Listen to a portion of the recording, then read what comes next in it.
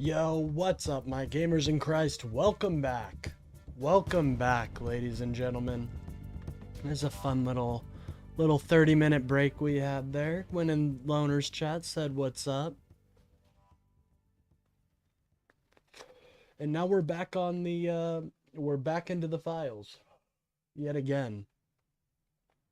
Honestly, I think it would be fun if, for a sub goal, we'll do like a file unlock. So for every 5 subs, we can unlock a new file. And you guys will get to decide who it's about and stuff. I think that'll be fun. You know? Since the files have become this spectacle at this point.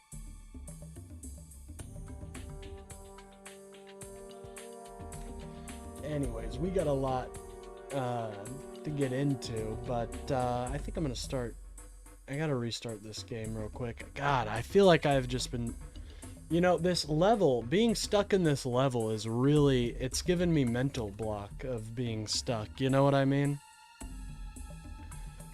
I just don't want to lose somebody. I think that's my issue. You can lose people, I just don't want to. It's like, it's my own limitations I've made.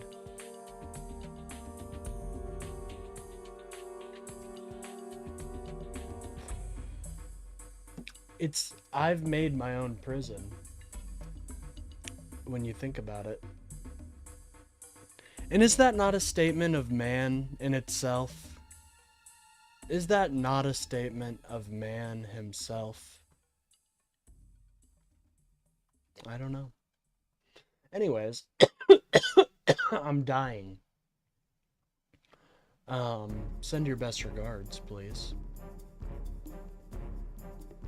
And if you guys are wondering where, you know, what I'm talking about, if you look in the bottom right, you'll see that's what we call the gamer box around these parts. You know, I'm a gamer, so we gotta stay strapped with the gaming, and no better way than to do that. Anyways, let me go to my stream analytics. I think I'll share the link, but I'm not gonna @ everyone or anything. We'll do the part 2.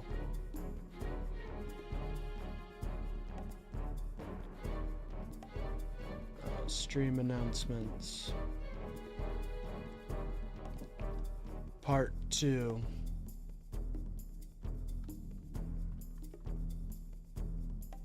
And we don't @ everybody in those. You know what I mean? We just send it out. I hope you guys don't get like a bunch of updates when as I do that, because it is pretty.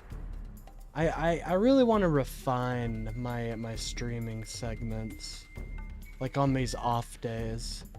I don't want to keep breaking them up into separate parts, but that's what we have to do sometimes. Unfortunately, being a small creator, you know, you gotta try to get in front of as many eyes as you can. You really do.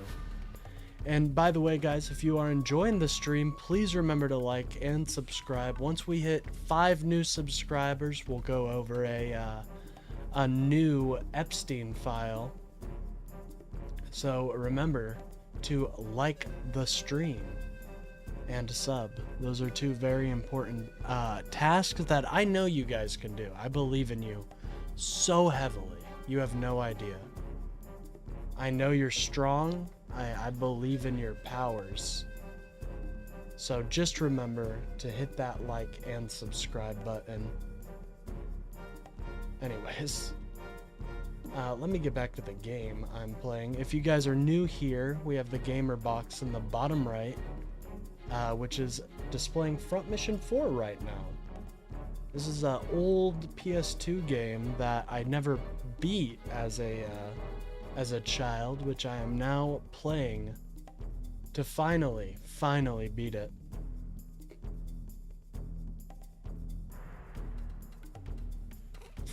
But remember, folks, we need never mind. I was about to do the subscriber bit, but I think you guys got it. Now, if there's any recommendations for files you want to go over, let me know in the chat. You know, that's an important thing. You gotta let me know in the chat. Anyways, I don't know how I feel about this exact loadout. Like, I know I want 2 snipers because that would be a good amount of coverage. Hello, Jesse Ling. I hope I'm saying your name right. Leanne? Hello, I hope you're doing well. Thank you for stopping by.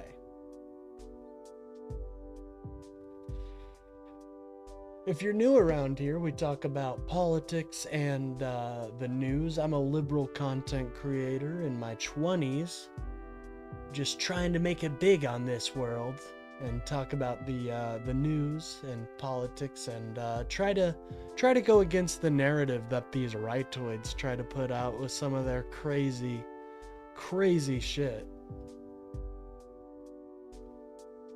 I mean, if you were watching right-wing news, you wouldn't even know these files existed. You'd be shocked. You'd say, "What? Those Epstein files that we were asking for so long are they've finally been released? What?" You'd be shocked because no one's talking about them on the right. Absolutely no one.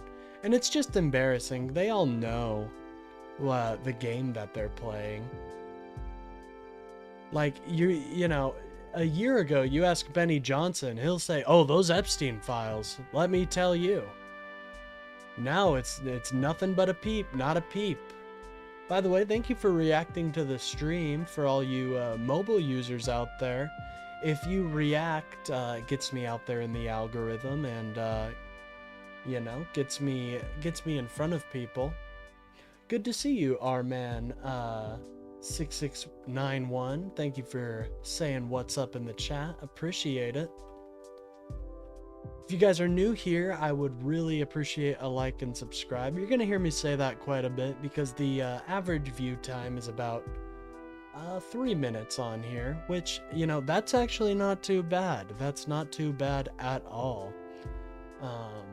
Some people have like 30, so I appreciate you guys for that. That is super cool of you for sticking around and seeing what's up. I would like to hit 5 subscribers today. If we hit 5 subscribers, I'll take recommendations from the chat for what Epstein file to go over or who to look into. I think it's a fun little incentive structure I'm gonna be implementing here soon, so I'm just testing it out. So remember to like and subscribe. And if you guys disagree with me at all, if you guys think I'm just some lib cuck who needs to be told what, you know, what about, feel free to join my Discord. It's in the description and I can send it through if you just let me know in the chat and we can have a discussion about it. Or you can just type in the chat and tell me that I am a dumb, stupid liberal. We all love hearing that, you know what I mean?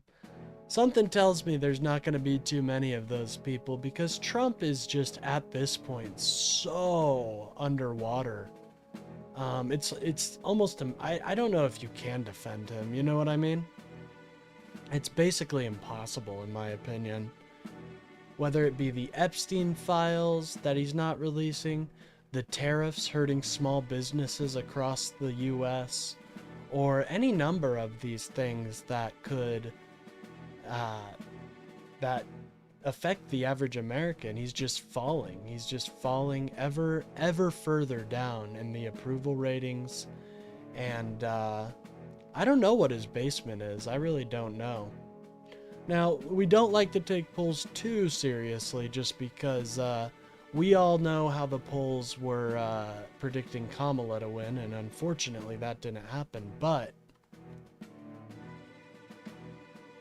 his approval ratings are almost impossible to ignore with being so underwater and just so egregious, honestly. Like his hiding of the Epstein files, I think, is what turned a lot of people off. And then he just continues to try to divide the country, and it's not working out, Donnie. It's not working out. These midterms are about to be a slaughter. It's about to be a blue wave getting ready to wash away that MAGA filth. And I am so excited for it. You guys have no idea. By the way, remember to like and subscribe if you aren't already. I do a stream every day, typically from 10 a.m. to 1 p.m., where I talk about the news and all that type of stuff. But today we're doing things a little bit different. Today we are streaming at a different time because this is a special little set of episodes. As you can see, there's a part 2 there. And the part 2, if you guys want to catch the previous stream where I went over the limo driver accusation of Trump, which was just absolutely disgusting, honestly, what that limo driver was revealing.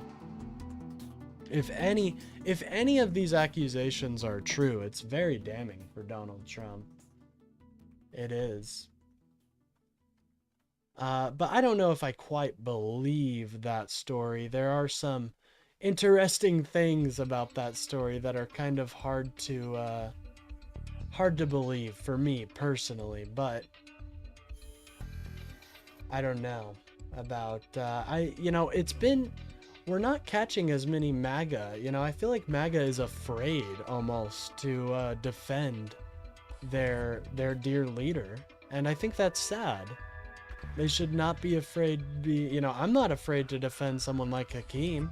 I love Hakeem Jeffries. Someone like Chuck Schumer, I got a little criticism, but he made up for it when he shut the government down and got the government talking about these ACA subsidies. Who else? Gavin Newsom? You mean future President Newsom? You know what I mean? I have no issue defending any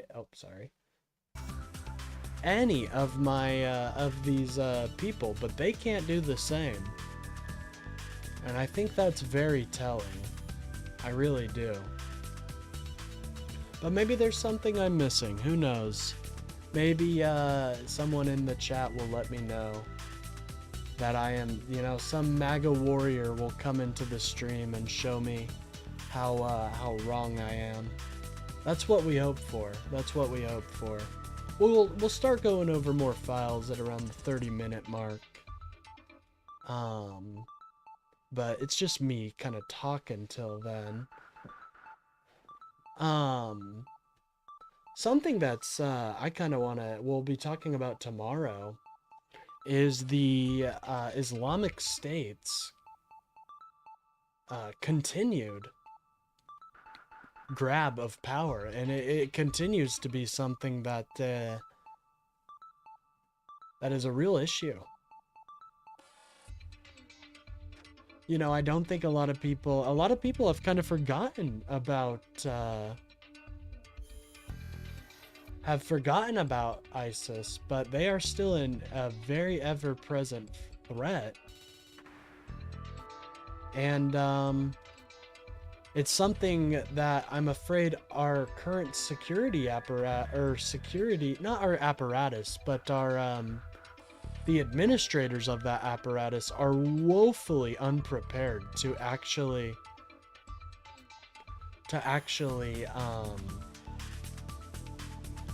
combat. I am afraid that the administration is just unable to deal with the growing ISIS threat. And it is spooky, right? It's spooky thinking about that. Spooky's an understatement. Anyways, we're gonna go to the Wanzer shop here. I want to see if I can maybe buy something for Schaefer here. because this backpack won't allow me to heal someone from systems down. Move, all move. Yeah, I don't think that's...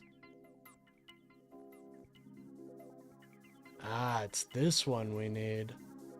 Actually, don't we have that? The RP7... Oh no, we only have the RP5 interlude. Interesting. Okay, so... I was wondering, because I was having some issues. Okay. So we just need to downgrade this guy a little bit. Which is totally fine, you know? Like, he's not even using this arm. He's not even using the damned thing. Why is it... Like, let's give him something shitty. Well, it doesn't look like we can. Maybe a better body. Honestly, a better body would be nice. My evasion is... Well... I mean, if we put this bad girl on him, he's gonna tank a lot of shots, but we'll be able to get a new backpack, so I think it's worth it. I think it's worth it, ladies and gentlemen.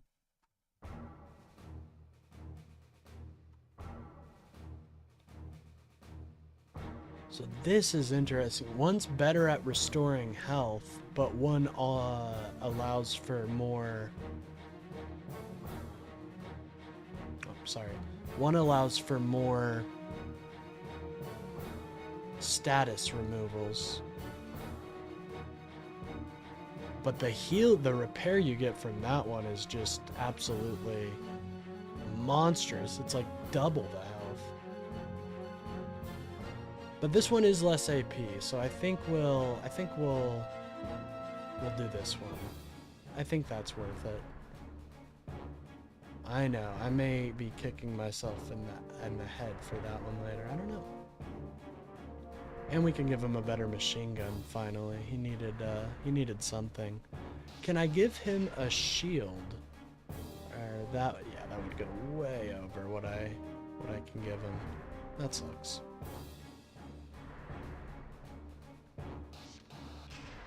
What about legs? Let's see if we can give him some better legs.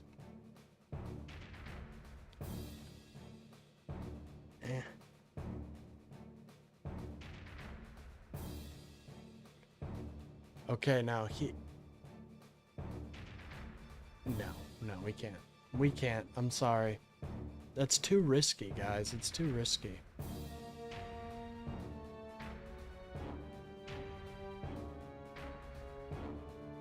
I think I might start multi-streaming here soon, going to Twitch, TikTok, a couple other platforms, because, you know, it would just drive people to the main YouTube channel, which is what we want at the end of the day.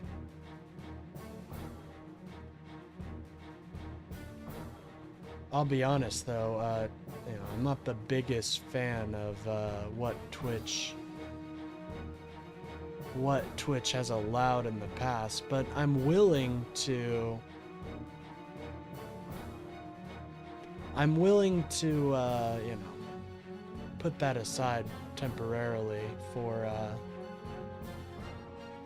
exposure, because, you know, the lib message isn't super popular amongst people. It's getting there, but we still need people to actually you know, stand up for the Liberal Party and advocate for the messaging of the Democratic Party, and I just feel like it's not too prevalent right now, although it's starting to build up. It's definitely starting.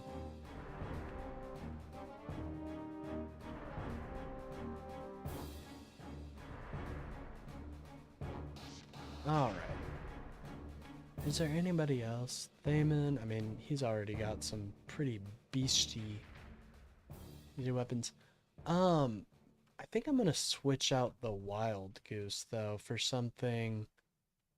Like, the Wild Goose is a rocket, and she's spec'd into grenades, so I think we'll replace it with the Type 82.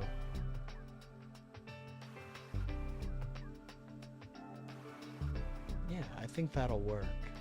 I'm confident. Honestly, I was kind of thinking about maybe giving Daryl a different shotgun, maybe.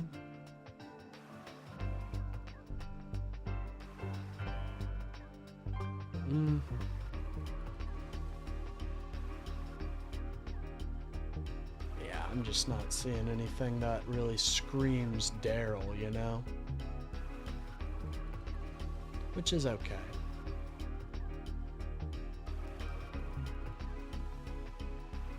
What's up, my dudes? We coming the creep, it's not pasta files? Yeah, we're going through them right now. What's up, Brian? Good to see you.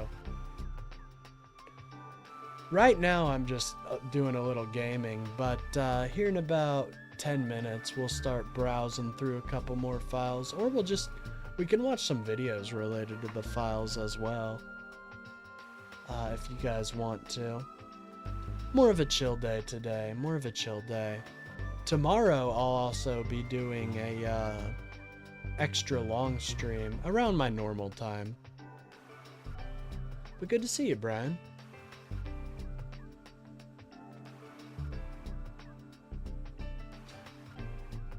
Gaming, what you playing? If you look in the bottom right corner, it's Front Mission. I know it's a little small, so sorry about that. But it's a game called Front Mission 4. It's the normal game you see in the bottom corner, but I played it as a kid and I never beat it when I was a child. And so, you know, I'm reclaiming my title essentially as a gamer, because you got to beat it. You got to beat the game that you were so frustrated with. Honestly, I've already beaten the part that I wasn't able to beat. So now it's just more of a process of beating the game. But this part is hard, the part that I'm in right now.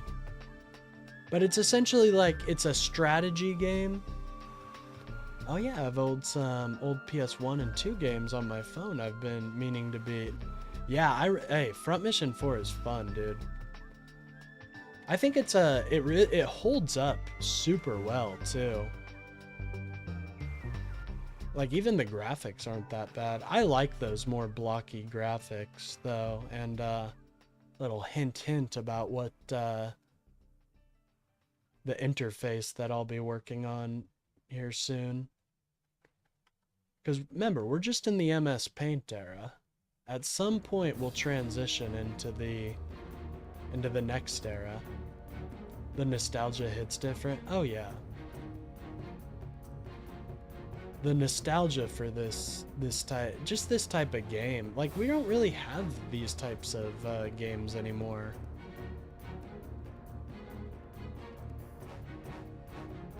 And the narrative in this game is actually really cool too.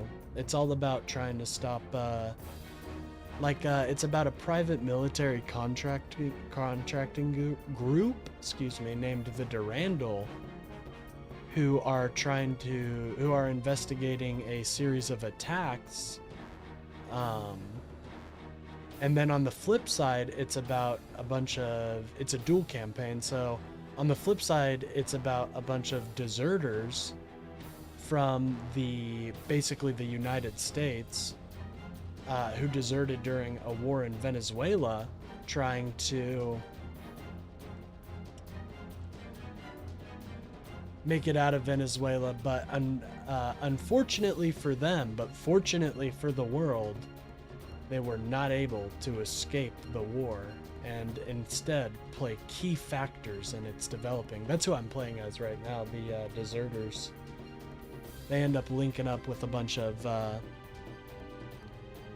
guerrillas. God damn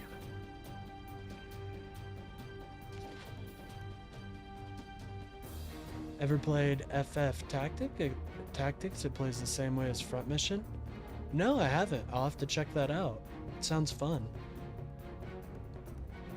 Yeah, I like this type of gameplay, like this tactical based gameplay.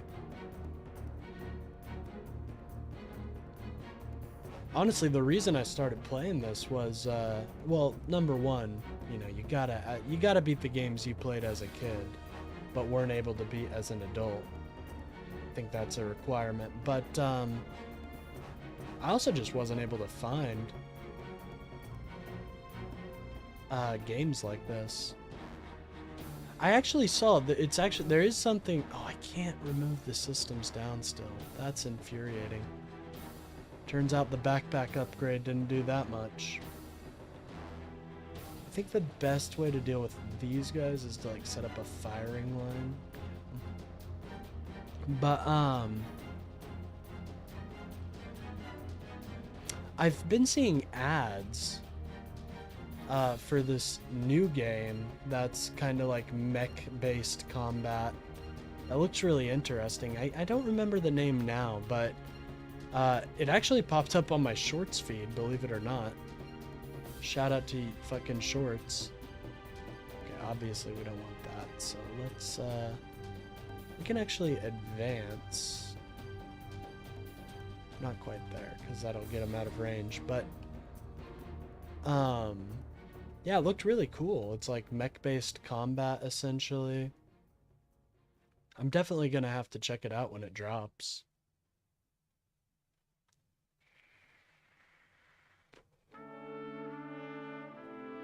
By the way, the music I play, like the music in the background right now, is from Front Mission 4.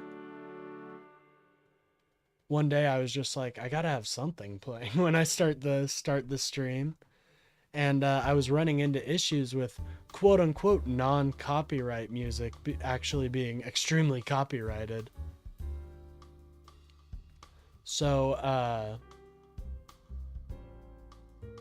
I just decided to start using Front Mission music, and I'd say it's pretty good, like, music for what I was looking for. Like, some people are like, I didn't even realize that was what the music was. Like, I'm sure if I turned it on right now, actually, it'd probably be one of the tracks you guys hear a lot. I think there's a channel that has a bunch of monetized free music. Yeah, there are a couple channels, and I'm sure, like, a lot of them are fine. There's just, I ran into a issue with this one dude who said it was copyright free, but it turned out not to be copyright free, and it lowered the visibility, my bad, of my actual channel. So I just stay out of it for now and just play it safe. You know, I have a friend who owns a band who I would absolutely love to play their music. So I might do that at some point. She's a rock star, so kind of cool. I know some cool people, okay? I know some cool people. Not to toot my own horn or anything like that, okay, guys? And the fact that you would accuse me of that is just, it's kind of a betrayal.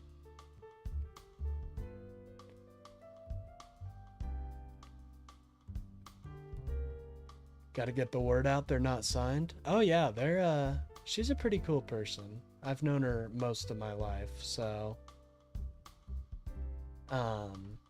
yeah, I'll do that tomorrow, actually. Tomorrow's gonna be a good stream. We have a lot of non-Epstein related stuff to talk about.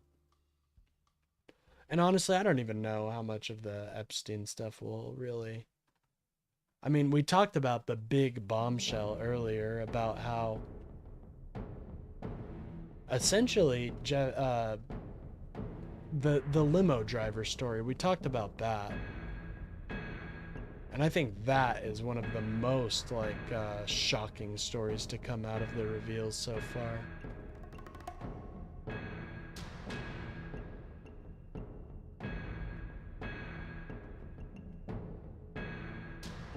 But yeah, if you guys are looking for rock music, look up Sydney Hitchcock. Actually, I'll get her full name, or her full band name here in a moment.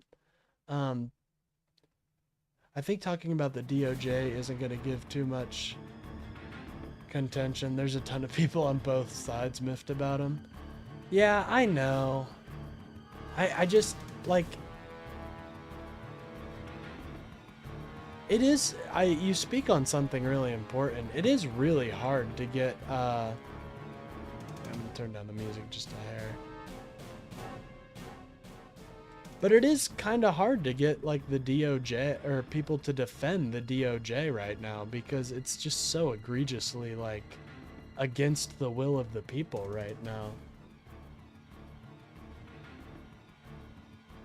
And you know what else? Like, I don't think people want to talk about, like, the MAGA is quickly running out of, like, things to support, I guess. But I think there's someone in Scientology in those files. Hey, I think Scientology is a really weird fucking... I think, like, the fact that they're allowed to just do a lot of the things they do is a miscarriage of justice. Like, we had reports of people getting just killed by Scientology, essentially. Like, that one story of the woman whose body was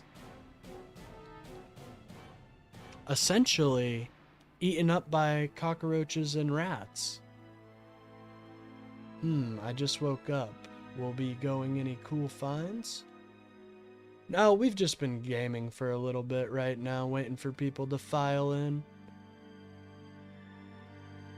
And just kind of shooting the shoot, you know what I mean? Dude, they are creepy as hell. Clearwater, Florida is crazy. Good God. Yeah, it's... If you guys haven't heard about that case, it's real messed up. His wife has been missing for decades. Oh, yeah. That's something I fucking honestly kind of forgot about, but... There's a lot of, like, really weird shit. Oh, yeah, Rob Miscavige? I thought it was David for some reason. I used to be really deep in the, like I told you, I've been in the conspiracy hole, but just that whole side of, like, cults and stuff I always found fascinating, so I kinda know a little bit about it. I'm not gonna pretend like I'm a scholar or anything, though.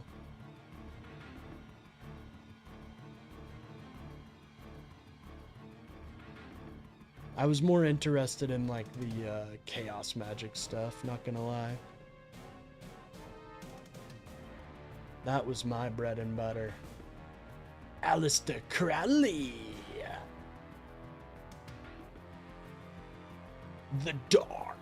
Or the what was his name? I don't know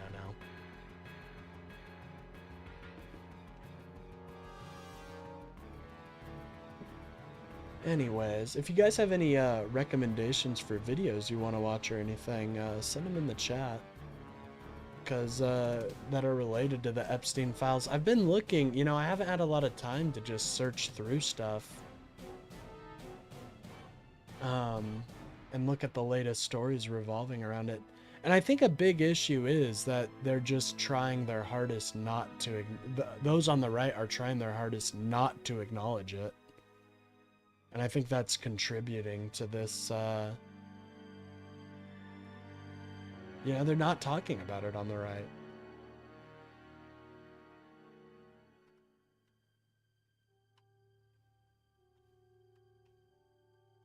I'm sorry, guys. This level has been really holding me back, so you guys got to give me a little bit of grace here, okay?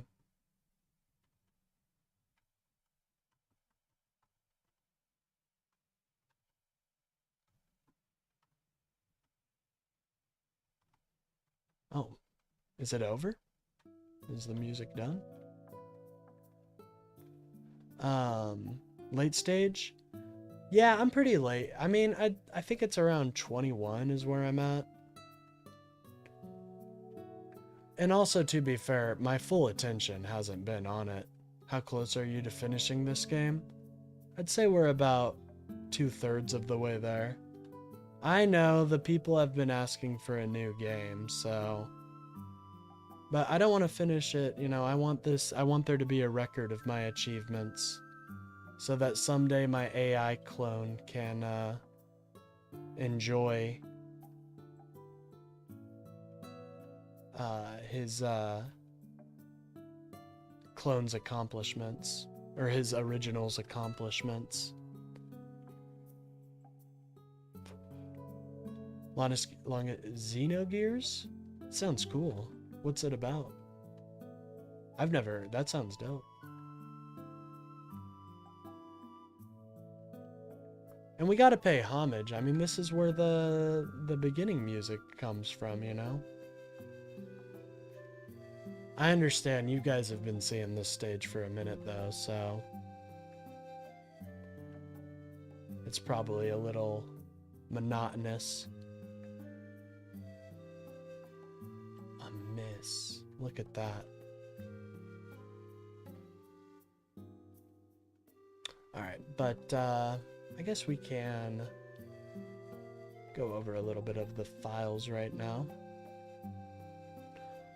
Let me check my sub count though, because we're implementing a new strategy, ladies, a new goal.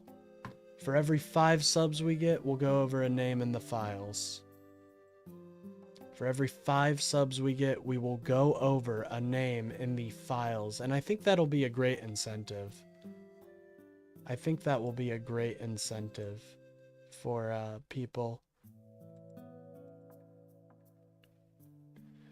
Oh, one moment.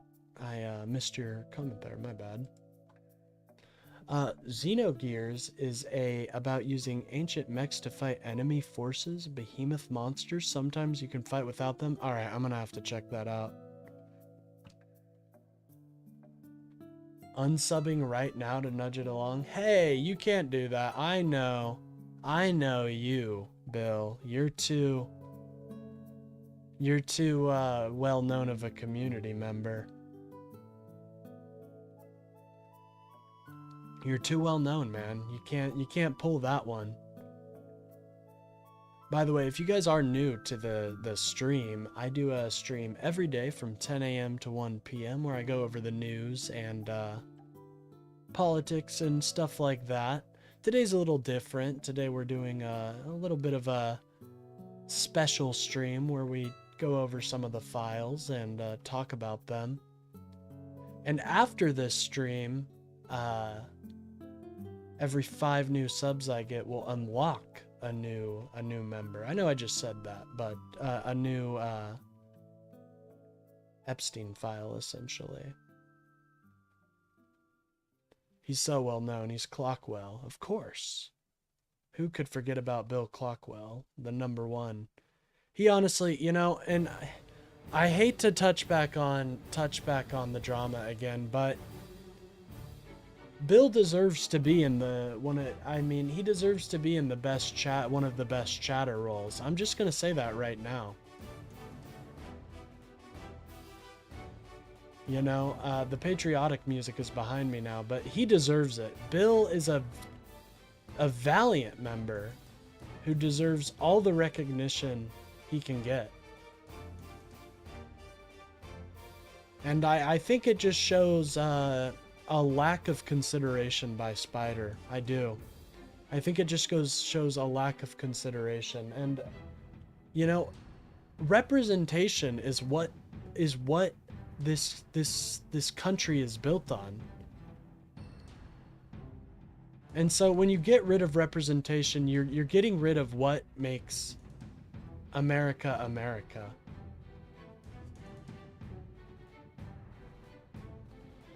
Honestly, one of those most stable chat channels on politics. The other one's just wild with extremes. Well, I won't lie, Brian. It does get pretty hectic here after, like on my regular stream schedule, you will get like just some crazy MAGA shitters in the chat. But me, myself, like, yeah, I'd say I don't like to... Like, I like to have all sides, you know what I mean? I'm not in Discord, that's why. You know, I am seeing a very big lack of YouTube representation, which is interesting because YouTube is one of the ways Loner interacts with. I mean, that's where he streams on. So it's just very interesting that Spider would snub that sect of society. I haven't been on Discord since my phone got stolen in university. Well, exactly. That's the issue. Is that some people don't have Discord. Those I know are bound to come around, but the streamers are either no hold bar socialist or full on Lord speaks to me types. Oh yeah, I know what you mean by that. Especially on the format that I stream on, the YouTube Shorts format. There are a lot of just absolute nutters. And I hope to have some debates here soon. MAGA just, like, nobody from MAGA's side seems to want to debate too much. They all seem very insulated.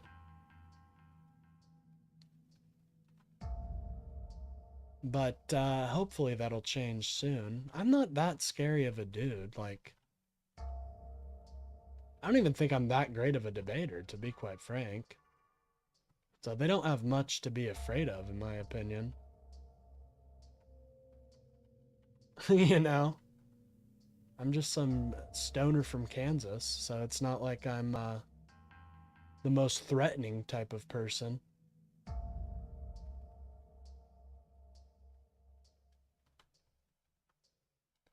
Oh my god, did the game crash? Oh jeez, this is tragic.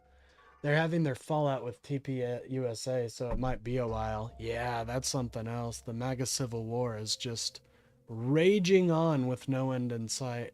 I call it the Shrimp Civil War. And I call our battle with MAGA the Shrimp Wars.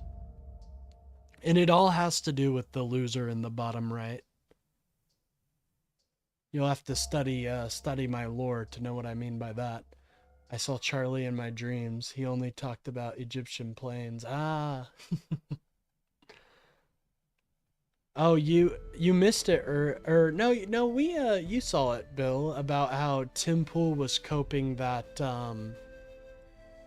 Charlie would have been the next president. I think that was when I was that's just such supreme cope. They can't handle, like it's just constant worship of Charlie Kirk, right?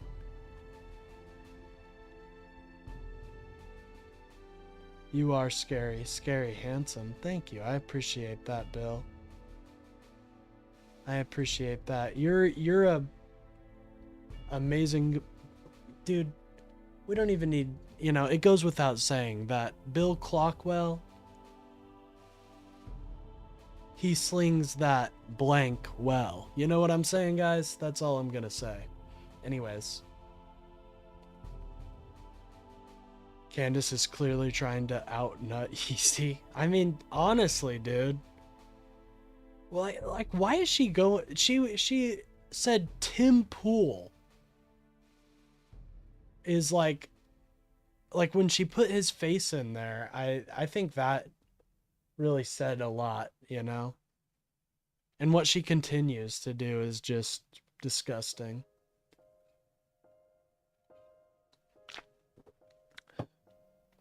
Yeah, I'd agree with that, Bill. Yeezus is a real genuine psycho, and Candace is a corporate sellout. For sure. For sure. And 80 years ago. Damn, it really did crash my game, though. I'm never getting out of this level. I'll probably just beat it, like, off stream or something. And usually I do that. I've just been playing a lot of fucking Project Zomboid, which unfortunately it's laggy as hell when I try to stream it. Or else I'd be streaming that right now for you guys, because I love Project Zomboid. Very fun game. I think we're at the end of the music though, so let me refresh it. Oh no, not quite yet. Leaden Sky is the name of this track. I'm not a fan of it. So who do we got here? Lev Vexner. Lee Vexner. Let's see if anybody's talking about the let's see who's talking about the Epstein files right now. And do like a broad overview, I guess. Because, I mean, I could just, like, go through piece by piece. I just don't think that would be very interesting content. Lex Luthor? Well, I wouldn't be surprised if Lex is in the files. Candace does not believe Bridget is trans. Wait, Bridget? Who's that? I may not know who you're talking about. Bridget. Yeah, I guess we can just watch some media on it. See, like, none of these are rightoid news. Like, individuals. This is like Brian Tyler Cohen, NBC, CNN. Like, Fox News should be all... Oh, Bridget Macron. Okay, my bad. I didn't know her first name. I apologize. Okay, yeah, I thought, well, she's gonna be proven in court. Like, Bridget even said she'll show her private parts to prove them wrong. One moment, I'm gonna get some socks real quick because it's a little cold.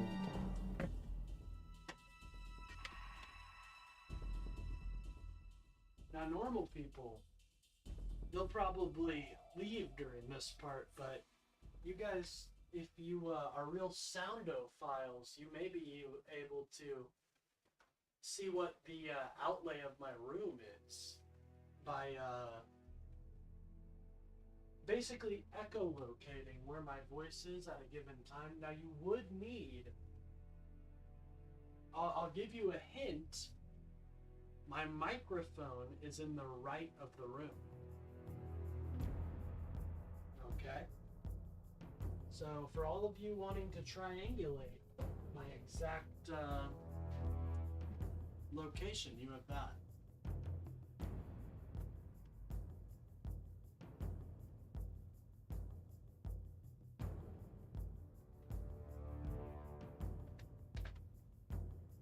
Yeah, I'm basically screaming right now. No, I'm actually kind of surprised you guys can hear me right now. I'm all the way on the opposite side of my room.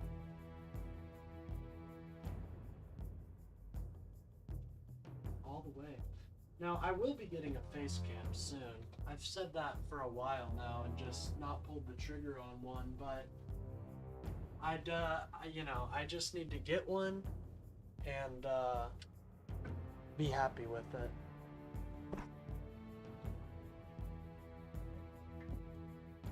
Because I've been working on like a little background and I'm back, by the way, so that's all the triangulation you guys get for right now. Wait, she doesn't believe she's trans, but she isn't. Okay, so I think the thing is, Candace thinks that Macron's wife is trans.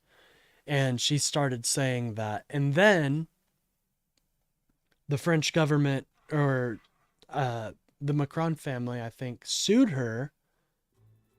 And so now Candace has to prove in court that she is trans. Which is impossible because she's not trans. And like, why does that... What type of conspiracy theory is that? I really do wonder. Oh, you're saying she's just saying that for attention? Definitely. Oh, okay, yeah. Yeah, she definitely doesn't believe she's trans. Well, she's about to fuck around and find out what that means. Um,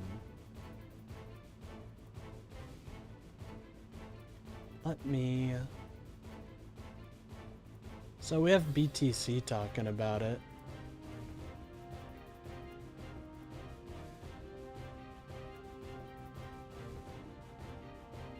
I know, right, Timmy? Good to see you, by the way. But what does it matter if she is trans? That's that's the part of the conspiracy that gets me. It's like, why would that matter? What's the conspiracy? Like, okay, let's say she's trans for the sake of fucking argument. What is the conspiracy beyond that? Like, are they trying to imply there's like a cabal or something doing? Like, I don't know. Like when she rants about the Talmudic Jew, I believe she believes it, but the Macron stuff, she doesn't sell well. Interesting.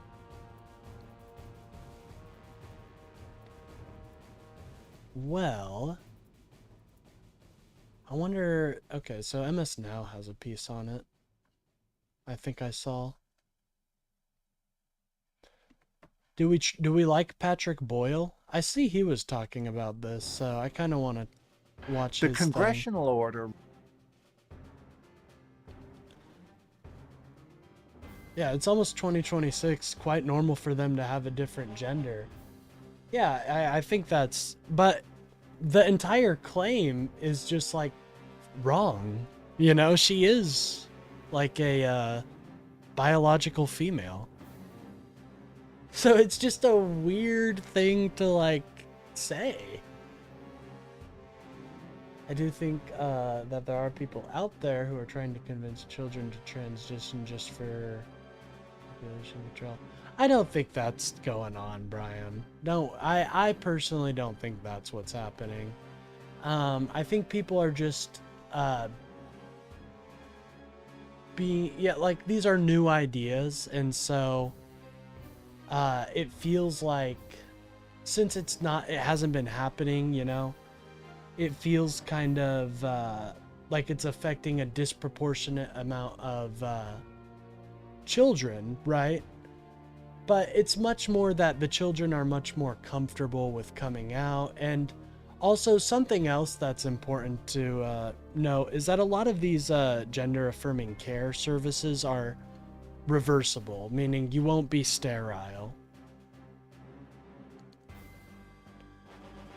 So Matt Gooning is in the Epstein files.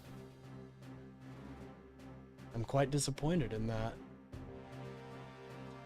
Yeah, there's a lot of people that I'm like, I won't lie, I'm disappointed to see Bill Clinton in it. I mean, he hasn't been implicated or anything, but you know, Bill did a lot of good policy, and so it's hard. Oh, wait, he was no way. I didn't know that. The Simpsons, and I love Futurama, dude. That's like one of my favorite shows. Alright, we'll watch this video, and then if there's any specific files, we can go over them a little bit. But remember, for the future for a sub goal, I'll make a little bar or something. And every time we reach a sub goal, we can go over a name in the files. Today is the free space of Donald Trump, obviously. That's good. At least The Simpsons was mostly Futurama was mostly David and Cohen, anyways. All right, let's. I've never watched Patrick Boyle, but he's got a 37-minute video about this that I've been seeing recommended to me a lot. So, with the regulated population, it would be easier to control the mass.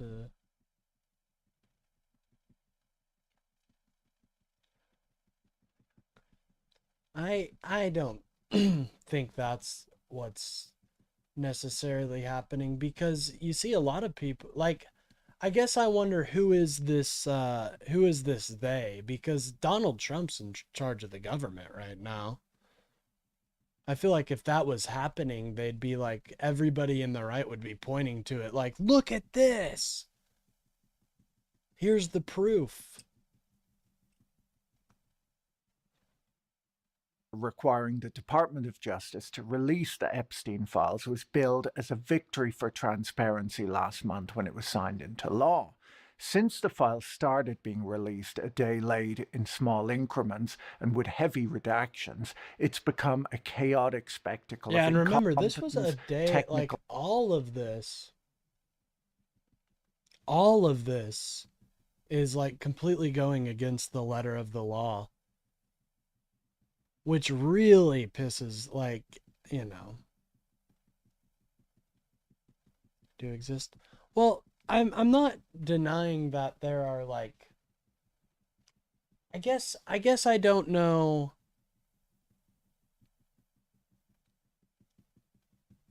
what, let's see. I don't know who would be like funding this, you know? And also, like, exactly, like, there would be better ways to make the population sterile if they really wanted to. By the way, any quick 2026 predictions? My Hail Mary is Todd Blanche impeachment. 2026. I predict a Pam Bondi impeachment will be. I suspect impeachment for all the big ones. So, Pete, Pam. It's merely speculation, but there is money in transition, so it's unsustainable. There's not. There's way more money in things like plastic surgery and stuff like that. Unsubstantiated. Oh, okay. Well, I don't know. I don't think it's. I think like a bigger issue medical wise is just the cost of healthcare in general. You know what I'm saying? Like there's a lot of money to be made in the healthcare industry right now, just in general. Like, if you take a look at how much you could make just practicing healthcare in general, I mean, I don't think you need to really subsidize it with transing on children.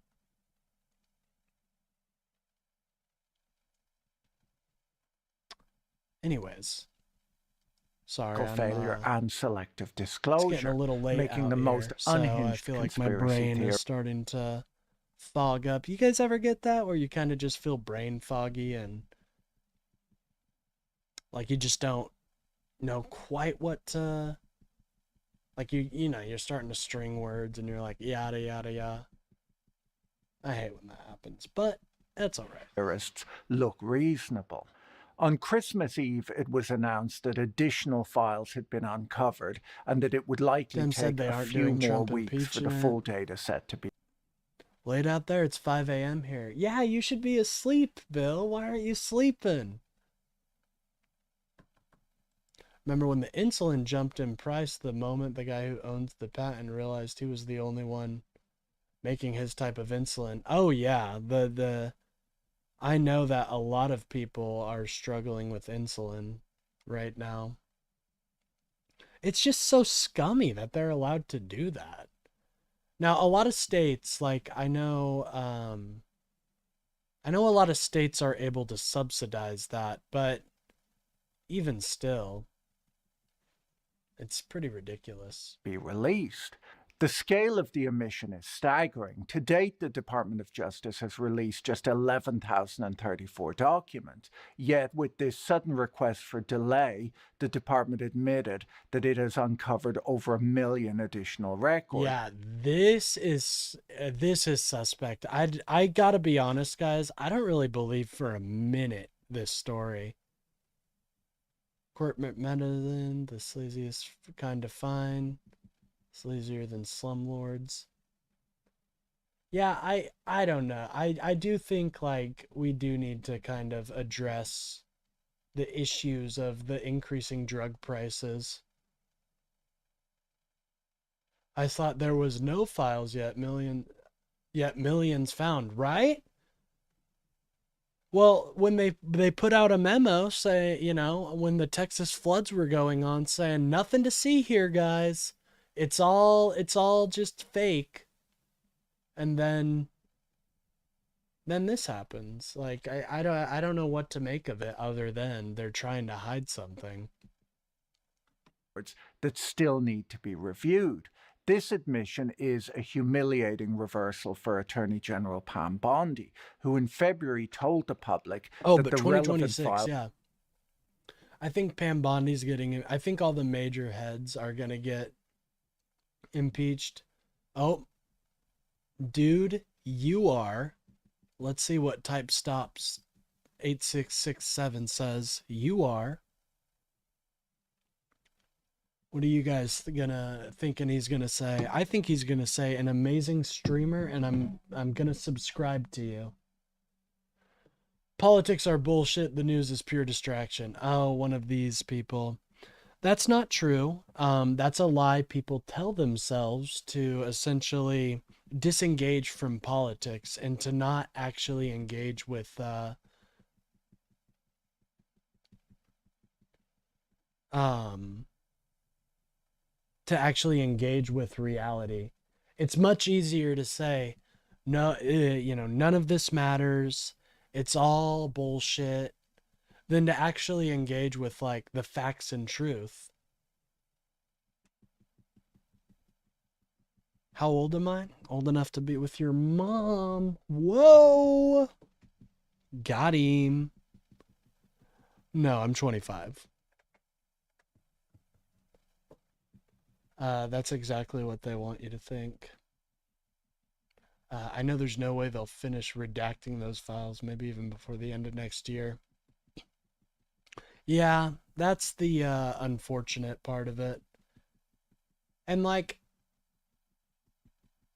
I don't like to use the victims as like the like I think they obviously deserve justice, but I don't like to use that as like a point because I don't want to make it seem like I'm using their trauma in any way for a political W. So, whose truth? CNN? So you admit you know nothing about anything. When did I say that? Is you can't read the video. Well, I mean, the person I'm watching right now is on Fox News, but yeah, I mean, we watch Fox News around here, Like I'm the only like I feel like I'm the only one who's mentioning that like places like Benny Johnson, Fox News, Tim Pool aren't talking about the Epstein files. I feel like everybody's kind of glossing over it, but yeah, dude, like they're not talking about it. It's kind of weird. It's uncanny, to be honest. You think there'd be at least a couple things about it, but it's radio silence. Very strange.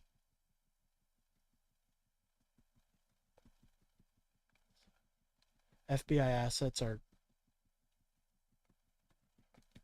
crock suckers. Yeah, I even have Nick Shirley in there too. Like I bring, I watch a lot of diverse aspects.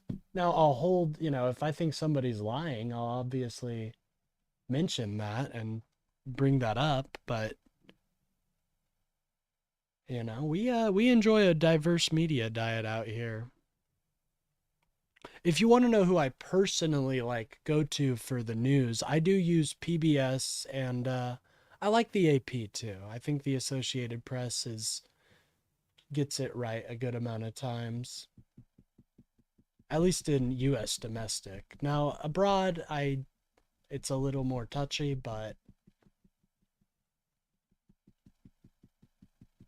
yeah, we didn't beat the Nazis by refusing to read their reports. Yeah, exactly. Like I don't think the way to combat the threat that the right kind of poses right now is to just duck your head and say, "Oh, Nothing's going on here. You got to engage and confront these talking points.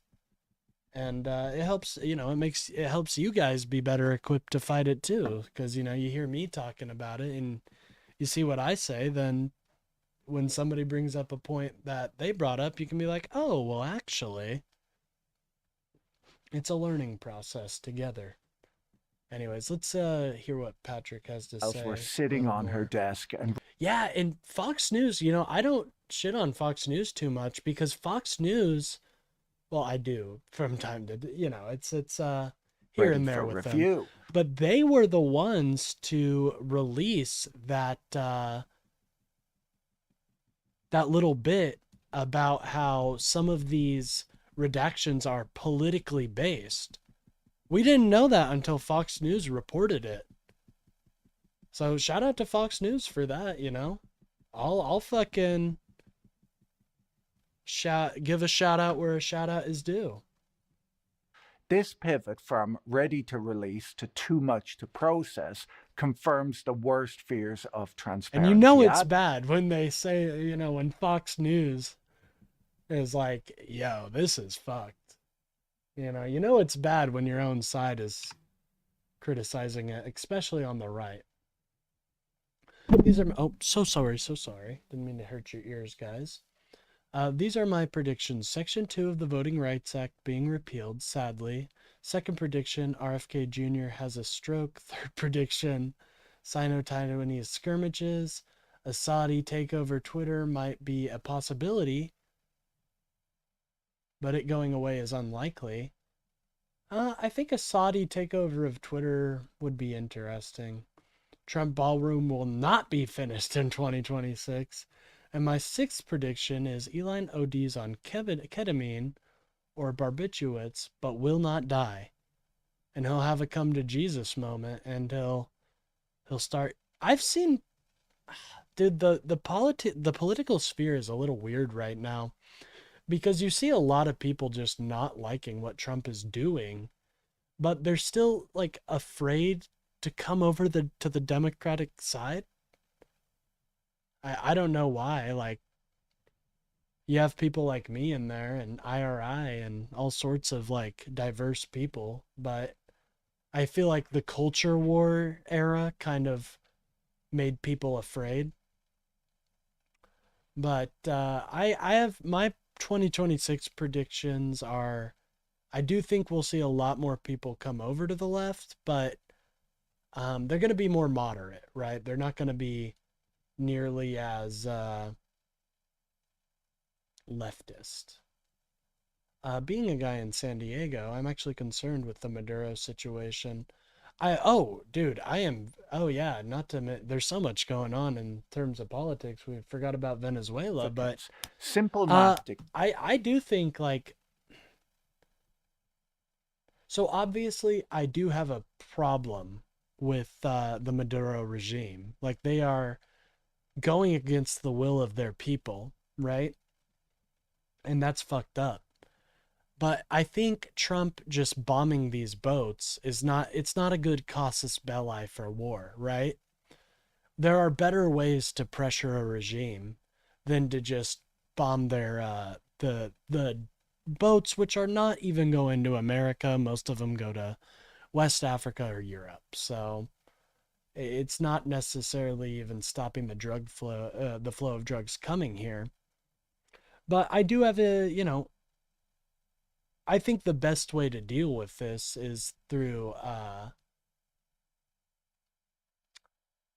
pressure through the allies that we have there. So Brazil. Brazil was actually threatening Venezuela, and a lot of their neighbors were because of Maduro's actions. Oh, I have a conspiracy theory about the boat that he's putting people he's deported on the boats. That would be very dark, honestly, if that were true, Timmy. I hope that's not true. But we see this is something else. We don't know. There's not a lot of oversight with this. Well, the boats do port. Shh. do port shift to make it harder to track the drugs, and the oil is actually stolen from rigs set up by Shell and Mobil. So, yeah, don't give them ideas, right, Bill? So I guess what I would say to that is, let me read that again. Will the boats do a port shift to make it harder? So the Shadow Fleet actions, I'm still not super supportive of, like attacking a lot of these shadow fleets, like the oil going to Hezbollah and stuff like that. I'm not still not super supportive of it because this just is not how America really does business, you know what I mean? But they do have a better, I feel like those have a better legal footing, or yeah, like legal footing than something like the bombing of the boats. Dictates that if 1 million documents remain hidden, the public has seen perhaps 1% of the total cache. Rather than the flood of clarity Congress demanded, we've received a muddy trickle, a disparity that critics argue amounts to a deliberate failure to comply with the law. The incompetence was absolute. Ordinary members of the public quickly discovered that some redacted text could be revealed by simply copying and pasting the document into a Yeah, this was a fuck up, and I don't care who fucked it up. Like, the DOJ shouldn't have put this out without double checking. I mean, we still have CIA testing drugs, effects on animals. It would be cheaper to repurpose the drugs from those boats. Here's, you know what I mean, I think we need to relook at the drug culture we have here in America and treat it with a little more compassion than we do right now. Um, you know, I think safe consumption sites for drugs is an interesting idea, you know. Um, the drug issue is obviously the war on drugs is failing. People are still dying from drug overdoses. People are still getting addicted to drugs. So I think the way we look at drugs even is just extremely faulty, honestly. Ever since Trump got elected, I've had this big country song stuck in my head. Oh, you dreamer, is this the better world you were making all those plans for, especially with the AfD sweeping East Germany? Yeah. Alcohol and drugs, there will always be people who take it dependently. Well, I feel like that's not quite like there will, of course, there will always be people who are addicted, but I feel like the addiction problem America is facing right now is there's something to it, and it has to do with mental health, obviously, but it also has to do with how we look at drug users, you know? We need to look at them with a little more compassion and a little more empathy, because it's beating addiction. I congratulate people when I hear they've beat addiction, because that's tough, man. And also, a lot of the programs right now that we have for getting people off of these drugs is Christian based. And, what if you're not a Christian? Oh, then you're fucked. You know? Like, if you're not a Christian, AA isn't going to work. And so we need to incentivize more programs that'll help people get off these drugs and treat the problem more humanely than a lot of people do. different format. These digital slip ups expose not sensitive victim data, but financial records and details that the law explicitly forbade the DOJ from hiding, proving that the censorship was Yeah. often protecting reputations, not victims. Beyond the Oh, but there political was theater, some victims in the redactions, so it's a double fuck up, right? So like those redactions, some of them were supposed to be there and people still got past them. So it's a complete mess up, like fuck up. Yeah, I had a coworker who was an alcoholic who crashed her car. never showed signs of Christianity after the rehab, ultra religious in a scary way. Yeah, like you're replacing religion, you're replacing the drug use with religion, which some people would say is good, but I disagree because you see some of these people who were addicted, and then they have then they rehab, and they see that as a sign of their faith failing, and so then they just reject it completely, and they're back on square one. Yeah, I don't think we should be tying alcoholic recovery or drug addiction recovery to Christianity. She was trying her hardest to get us to not buy alcohol. Well, probably because it seems, it kind of seems like that might be a trigger. I don't know. Yeah, alcohol and recovery is tough no matter what addiction you're facing. Genuine scandals have emerged from the recently released files that contradict the official narrative that we've been fed. For months, administration officials like Attorney General Pam Bondi and FBI Director Kash Patel insisted that there was no client list and nothing to see in the files. Patel went further, telling Congress that there's no credible information, none, that Epstein trafficked women to others. Well, yep. Remember in that what was it, announcement, they said it's all done, everything's cooked, everything's fine here, guys. Documents prove otherwise. Buried within the release is a revelation that federal agents identified and attempted to contact 10 potential co-conspirators immediately after Epstein's 2019 arrest. While most names remain redacted, the existence of this list confirms that suspects beyond Epstein and Ghislaine Maxwell... And it's more than just that. Ro Khanna and Thomas Massey have 20 names, guys. I'm honestly excited to see what Marjorie Taylor Greene does here soon. She's cooking up something. The last day she's gonna release some crazy shit. Been on the FBI's radar for I gotta years. get my pills. Equally damning is the revelation of catastrophic institutional failure. We now know the FBI was alerted to Epstein's abuse as far back as 1996, when Maria Farmer reported that the then 43-year-old financier had stolen nude photos of her sisters, aged just 12 and 16. The FBI report notes that Epstein was believed to have sold the pictures to potential buyers, a chilling detail that hints at the very trafficking network Patel denied existed. These revelations, importantly, shatter a lingering myth perpetuated by commentators like Megyn Kelly that Epstein was merely a playboy who took advantage of willing teenagers dazzled by his wealth and celebrity connections. The files depict a much nastier, more dangerous reality. A predator. Fuck Megyn Kelly, dude. Bro, this will either be a huge nothing burger or it will destroy our trust in any government when the names come out. Here, one moment. I gotta take my pills and then I'll give my thoughts on that real quick.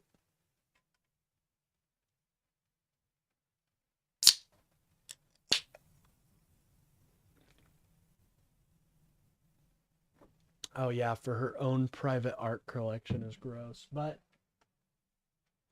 I think it's gonna be, so I think a lot of the names are gonna be people that are from the past, right? It's gonna be these people that don't really hold too much power aren't really in super big positions of power anymore, except, maybe Donald Trump. It's hard. You can't really talk around that without talking about like maybe the one person who's actually important that may be in the files. But other than that, I think it'll be fossils, people of the past, but they still need to be held accountable for their actions, and holding these people accountable does so much for our democracy that people don't really fully appreciate. You will not get away with touching children and with these types of crimes. And I hope that's the message we can send to any potential people who would perpetrate these crimes and any victims who have felt this kind of abuse but are too afraid to come out. You know, and the more the DOJ digs their heels in and hides this, the more it sends a message that we're not going to help you if you are a victim to these crimes. And that's BS, because regardless of what our federal government does, the people are here for the victims, and we'll do anything in our power to hold these people accountable, not just for the victims, but for our democracy. Who threatened to burn down a teenage victim's house if she spoke out, and whose victims were often small children. Oh, I don't doubt Trump participated in human trafficking. There was that woman, what's her name? Are you talking about Giuffre? That he paid off to keep her quiet? That's definitely others, maybe not underage, but trafficking. Yeah, I think, well, do you remember, were you in my chat when we went over the this story right here that Patrick's talking about? The story where where Epstein introduces a 14-year-old girl to Trump and is like, "Oh, this is a good one." And Trump is like, "Oh yeah, yeah." And I feel so. Stormy Daniels. Okay, yeah, Stormy Daniels was a huge part that people just look over now. But God, I really do feel so bad for a lot of these. Just the trauma that a lot of these women have had to go through. It just sends a message that our government doesn't care about them, which is not representative of a huge section of society. Anyways, I'll let the video keep playing, but yeah, the Stormy Daniels stuff really did. I think that was one of the big eye openers for me, that this dude was bad. For not And I party was young. girls. Remember, I was like Then 16 there at are the the time. bizarre anomalies that feel pulled from a tabloid fever dream. Buried in the cache was a suicide note purportedly written by Epstein to disgrace gymnastics doctor Larry Nasser, containing grotesque claims about the US president. The Department Now this one I'm not too sure I believe in, just because it's fucking nuts. Wait, but the Virginia one had to. Yeah. No, you were right. You were right about Stormy. But what I will say about Virginia is that while she did say that, it's impossible for me to know how she felt at the time, but wouldn't would you say something about the president being in the Epstein files if this is how the government kind of treats you? I don't know. I feel my heart goes out to Virginia Giuffre's family, and um rest in peace to her, truly. of Justice has officially labeled the letter's contents unfounded and false, and there are many reasons to believe that it might be a hoax, but they released it anyway, a decision that's only fueled the very speculation they seem to want to discourage. And Trump Before we remembers her. dig in, That is suspicious as well. God, it is so sad what happened to her, really. I hate hearing about, like, if you look at her story, it is incredibly sad, and it has a horrible ending that I don't think should have been her ending, honestly. But unfortunately, the trauma that was incurred at the hands of Jeffrey and potentially Trump was too great. I think that's a miscarriage of justice. into that, Yeah, and I wonder how many other Virginia Giuffres are there out there that felt the same way. I do kind of Let me wonder. tell you about this week's video sponsor, Straight Arrow News, which an interaction might bring on this interrupt you to watch a better link in the news. To tell the full story, we have to look far beyond the government's muddy trickle of information.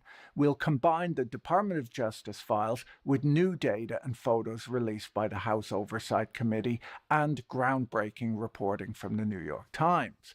While the FBI sat on its hands, reporters were digging through archives, interviewing people And this who is why a free press and our press and our journalists are so important, and why I don't just shit on, like, I don't just shit on like any journalist, you know what I mean? Like, oh, did you guys hear my stomach? I just grumbled. But journalism is a one of the most important fibers of the American makeup. And this is exactly why, when our government isn't investigating right, our journalists will. had worked with Epstein and knew him socially to reveal the true source of his wealth, exposing him not as a financial wizard, but instead as a relentless scammer who built his empire on a lifetime of frauds, Ponzi like schemes, and the betrayal of friends. The Who contrast does that between the sound like? investigative success of the press and the abject failure of the state is damning. The government has all the tools needed to uncover the truth: the power to compel testimony, the ability to track the movement of every cent through the banking system, and full access to the IRS tax records. I also Yet, think something else that might be turning people away is just these crimes are disgusting. Just flat out. They're just disgusting. You know what I mean? And so that might be turning people away too. But it is a very accessible case, so that's why I do think it's important to talk about. Like, everybody knows about the Epstein files. One moment, I'm switching over my headphones. One sec. it was journalists, not federal agents, Oh. who connected the dots. No, stop talking. Don't yell at me. I'm trying, okay? All right. Let's let me boot this let me get my Bluetooth reconnected here, guys. Sorry for the delay. All right, let's continue. Crazy that the ball has been dropped like this on such a high profile case, and it's no wonder that conspiracy theories have bloomed because, as the files now prove, an actual conspiracy existed. Today I'm going to break down the new data releases in three parts. First, we'll examine the new evidence of co-conspirators and the specific warnings that the FBI ignored in the 1990s. Second, we'll contrast the government's chaotic redacted dump with the forensic accounting done by journalists that finally explains the mechanics of Epstein's wealth. And finally, I don't know what it's worth, but I think the fact that Judge Rosenberg, Berman, and Eaglemeyer have stopped Trump releasing any files will stop people from leaving. What do you mean? I don't know what you mean by that. Oh, interesting. So you think that'll, like, kind of keep it in the public space? Maybe. My fascist brother was all on Matt Gaetz as AG. We had CNN on the family room as he was being announced. Then he mentioned the allegations against him. My brother went, didn't know about that, and heard him call Gates a pedo a few weeks later. Yeah, dude. Well, I think it's shocking, the Matt Gaetz case. We had so much evidence on him, but, it goes to show you that the previous DOJ needed a lot more evidence to go after people. Like, the MAGA people will use it as reason to fight that he's part of the files and not just in it. I kind of see what you mean. So, you think it'll give them like leverage to be like, well, actually, a judge said that we can't release the files right now, or something like that. I don't know. They've been saying that for a while, but the law is pretty clear, and I guess we'll just have to see. But I actually in the Florida, the judge actually unsealed it from what I remember. So there's I don't know. This I'm glad he's got a breakdown for us cuz this case is messy. You know what I mean? There's just so much involved. Obama appointed, so it's a bit messy. I mean, yeah, I guess, but I don't know. At the end, yeah, the judge ordered not to release the files because they were sealed, but the Epstein. Oh, okay. Now I get it. Now I get it. Sorry. Like I said, it's my brain's a little fuzzy today, but yeah, if they placed it before the Epstein Files Transparency Act, then the Epstein Files Transparency Act should oversee it from the legal interpretations I was seeing. And then the one in Florida just unsealed it, so I don't know. I do agree that that they do try to that's a strategy that they're using now. It's like, well, the judges are saying, but the act is clear. Finally, we'll ask the question that the DOJ is seemingly desperate to avoid. If the government knew in 1996 what Jeffrey Epstein was up to, Yeah, I think it's probably the latter there, Brian. I'm not gonna lie. It's just so in front of your face, like we are breaking the law. You know? Florida is where it all went down. Oh yeah. And also something interesting is well, just you know, this thing was multinational as we found out in the first kind of dump. Like he had he had places everywhere. why did it take 23 years and $1 billion in stolen money to stop him? For months, the official line from Washington had been that the conspiracy began and ended with Jeffrey Epstein and his jailed accomplice, Ghislaine Maxwell. The administration Point of him. insisted that the circle of guilt Well, was a closed loop. I think it actually I think that's not true because I think him the like he's too dumb to orchestrate the facade, right? And so that's why it's kind of baffling. Cuz like a normal person, if they didn't feel like they were competent enough to like try to orchestrate this big facade, they wouldn't do it. They'd just be honest and come up. But Trump's dumb, so he thinks he can do it. But as you're seeing, he can't. Like he's putting up files where he is just blatantly in front of it. And then when people notice, instead of just being like, oh, dang it, you guys got me. That's just, or just being like, oh, yeah, that's a picture of me and these people we met back then. Instead, he tells his DOJ to take the files down. And then his DOJ's like, oh, fuck, fucking redact it. And then they redact it and put it back up. And when the press is like, why did you just do that? They're like, oh, the victims called out to us. And then the journalists are like, okay, we'll go talk to the victims. You go talk to the victims. They're like, no, nobody reached out to us. What are you talking about? It's so like dumb. It's dumb, right? That's so stupid. But it's happening. This would be on the level of the movie My Fellow Americans. Well, we're kind of honestly reaching that point. But Bill, you do point on something important. He's not the only person involved. Other people running this exists. Trump could also take the fall for this and pardon himself, and they would owe him. That's a good point.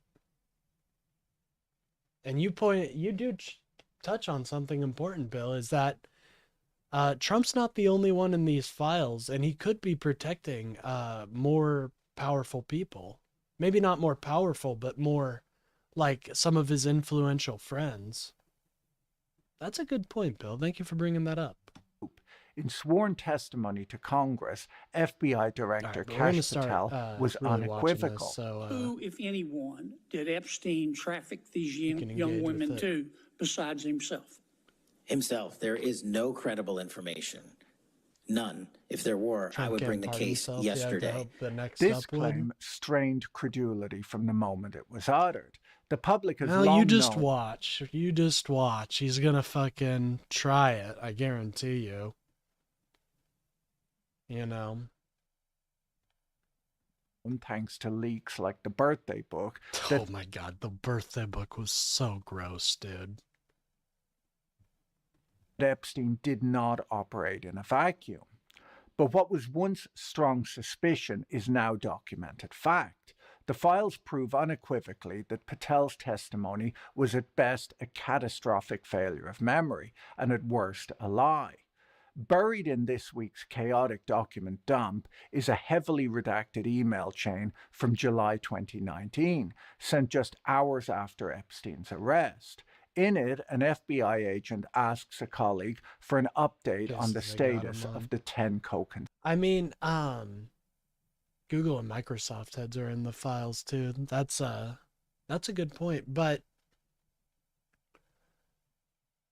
the thing about like the case of the Epstein file, or like, you know, Trump doing all these things, I think there are probably like tidbits and bits and pieces, like what we're seeing, that implicate Trump, but not enough to get an indictment. You know what I mean?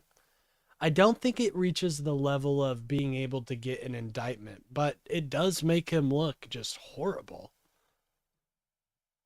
You know? Especially that, dude, that cab story This is not so speculation. weird. The limo story? It's a time-stamped federal record. The email confirms that from the very first moments of the 2019 investigation, the FBI had identified 10 specific targets. So who were they, and why were they never charged? The DOJ has redacted 7 of the 10 names, citing privacy concerns, a justification the new law explicitly forbids for anyone other than victims. Yeah, this pisses me off the most, I'd say. Like, just how they're blatantly hiding these powerful people.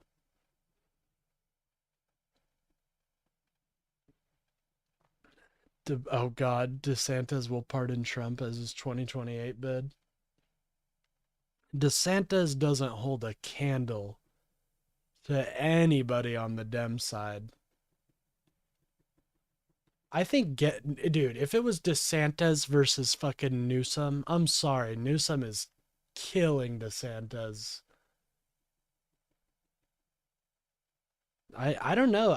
I really do think the Republicans are going to have a leadership crisis here soon. I think you're seeing it right now, actually, with the Civil War.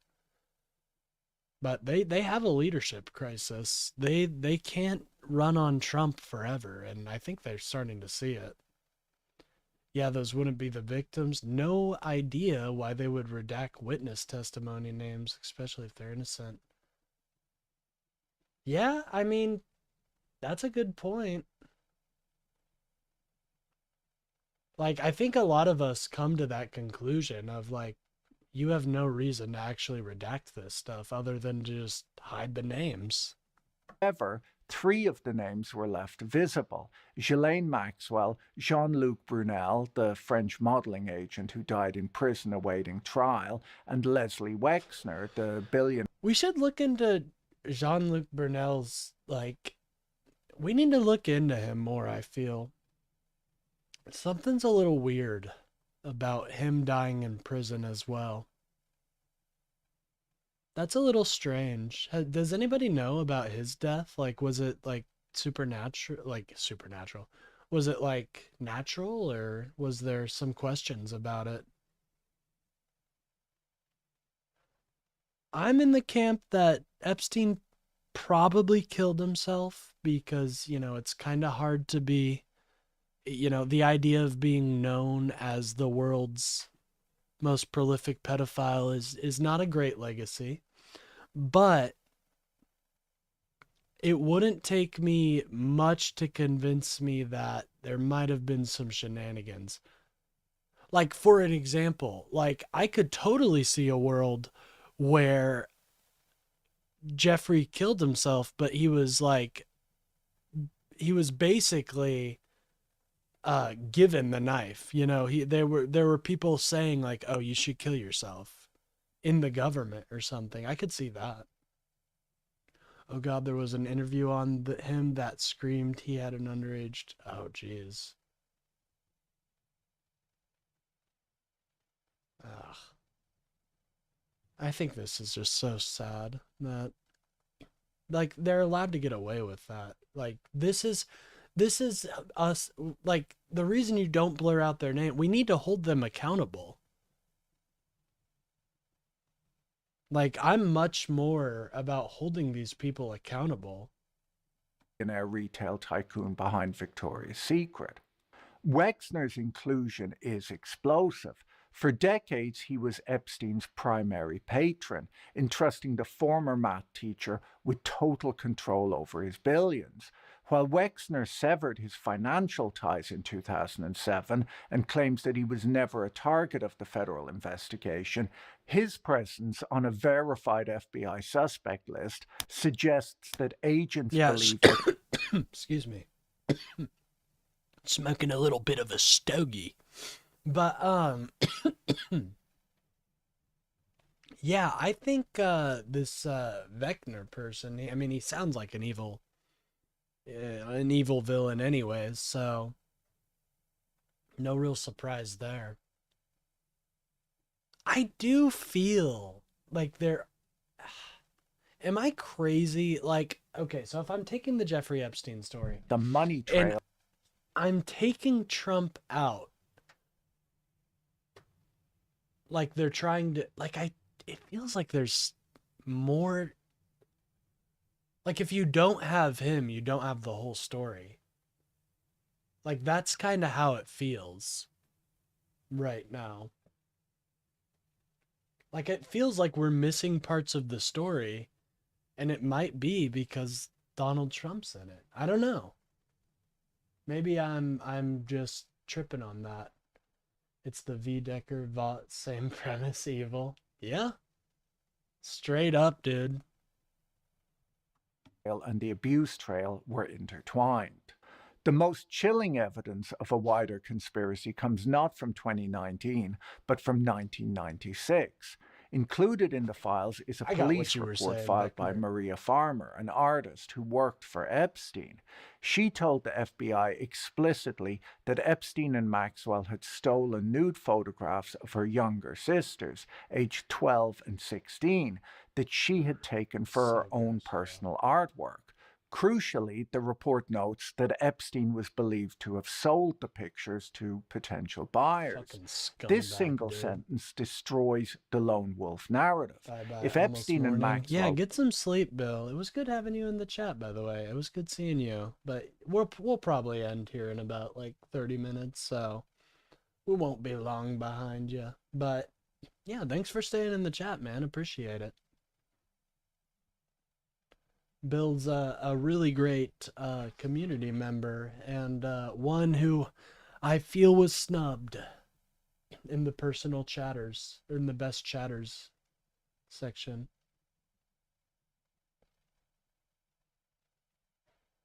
For her own personal artwork is pretty creepy for her, to be honest. Oh, yes. Were selling photographs like this, then there were buyers. And if the FBI knew about potential buyers of this type of material in 1996 and co-conspirators in 2019, the question I'll is be no voting longer for you. if... Don't you worry. Don't you worry.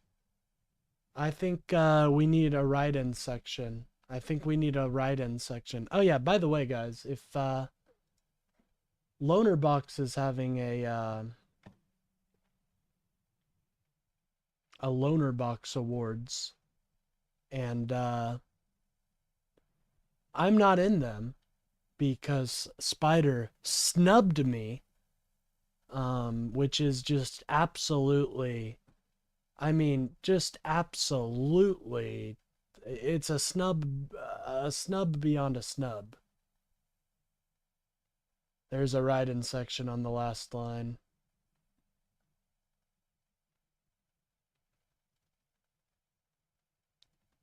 We'll find it. We'll find it together. Tweet of the year. Like I don't know if our word of the year is necessarily needed. Like, we could call them something else, but I'm much more upset about not even being in the orbiter section, okay, ladies and gentlemen? Not even. I love Sans. Control F chatter. Okay, there we go. All right, select 4 chatters to be nominated. Okay. Everybody enter in That Guy Doesn't Exist. Not extreme enough, I guess. Well, Loner's not out. Loner is not very extreme at all, honestly. No, I'm joking with Spider. Like, I hope it doesn't seem like I'm actually, like, mad. I love Spider. He's funny. I love everybody here. Like, everybody here, they're great people. I just, I've been snubbed for Orbiter of the Year, and it shows. Anyways, I'll continue on. Sorry. Others were involved. The question is why the most powerful law enforcement agency in the world decided to stop looking for them. While the co-conspirators list points to a cold, hard cover-up, much of the release resembles a hall of mirrors, a chaotic junk drawer of evidence that mixes genuine leads with bizarre anomalies. Take the suicide note. Buried in the cache is a letter purportedly written by Epstein to Larry Nassar, the disgraced gymnastics doctor. Nassar is a true monster who was convicted of abusing more than Nassar's 150 a fucking disgusting human, rotten hell. women and girls and sentenced to 175 years in prison. Some estimates of the number of victims goes beyond 300. Dear LN, the note reads, as you know by now, I've taken the short route home. Good luck. We shared one thing. Chase doesn't belong there. He was much more of a 2024 guy. Well, you know, I like Chase. He's active in, like, a lot of these people are active in the Discord, but it's not just about the Discord. It's about the, the entire viewer experience, ladies and gentlemen. No, I like Chase, though. He's cool. Our love and caring for young ladies and the hope they'd reach their full potential. Our president also shares our love of young nubile girls. It then makes... Okay, to talk about this for a minute, I don't really know if this is true. I don't think this is real. I mean, come on. Allude reference to the president's treatment of women and signs off, life is unfair, yours, J. Epstein. Like, I have a question. If you're one of these people, do you just, like, write in the most incriminating way possible? You know? Are we just trying to incriminate ourselves right now? Good luck. Like, listen, like, I'm sorry. I don't think he's going to say, good luck. We shared one thing, our love of caring young ladies and the hope they reach their full potential. The letter continues. Our president also shares our love of young nubile girls. Like, he's like, hey, you and me were two of the same pots. Also, our president's a pedophile. I'm killing myself. Bye, Larry. Like, bro, I don't think that's real. While the existence of a letter to Larry Nassar has been public knowledge since 2023, when the Associated Press reported on a return to sender envelope turning up in the jail's mailroom, there are compelling reasons to doubt the document's authenticity.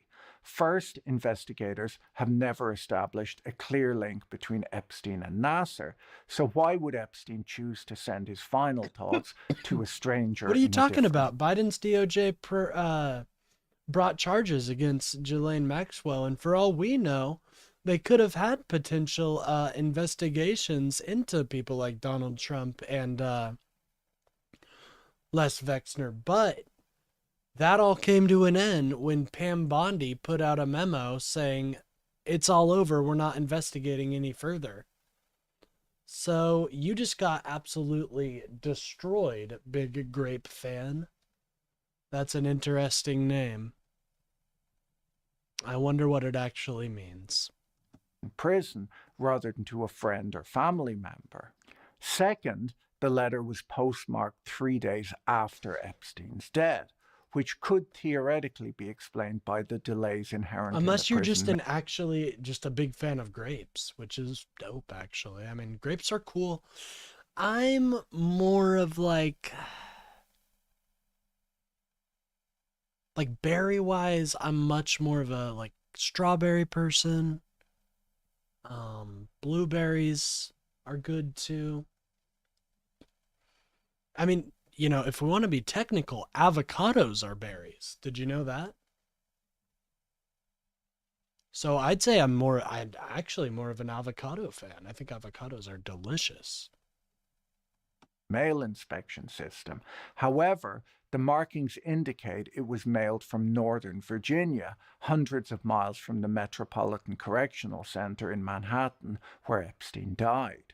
Even if the note was written by Epstein, he would have known that it would be read by the prison mailing system and maybe given extra attention. Motorbox submitted with your channel, and meme of the year is type shit voted. Hell yeah. I love that. I actually don't know. Did you just find my channel, Brian? I don't know if are you from the loner community? You might have just been one of the people that found me through shorts. I actually don't know. But oh yeah, thank you. I know Spider will be extremely pleased. Anyways. After his death. So even if authentic, the note could still have been a final I just act found of you on revenge shorts. on Hell his yeah, dude. That's sick. Yeah, if you don't know who Loner is bigger YouTuber. He talks more about a broader set of politics, I'd say. He recently was more focused on Israel and Palestine, but he's kind of learning more about some other areas. And I mean, he's very intelligent too. But his community is where some of my viewers are from, so that's why I was like, ugh, Spider's his I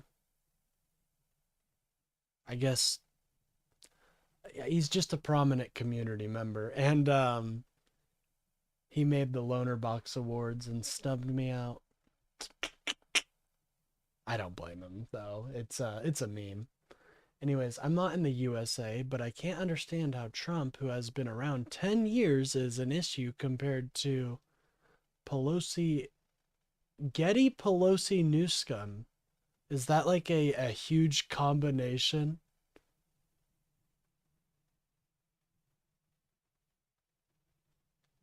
I think that's why he raged on Hassan. Oh yeah, Hassan's a interesting person, let me tell you. Trump was a Democrat like Bill Clinton, Obama, Epstein. Democrats are on the list. I mean, all I'm seeing is Bill Clinton, and I've already said, you know, if Slick Willie was doing some bad things, I say lock him up. I have no problem with that. But you seem to have a problem with saying Trump is in the files. You seem to have an issue with that, Big Grape fan. That's what I'm not understanding, is that you seem to have this huge issue with admitting that Donald Trump is in there, you know? It's not that hard.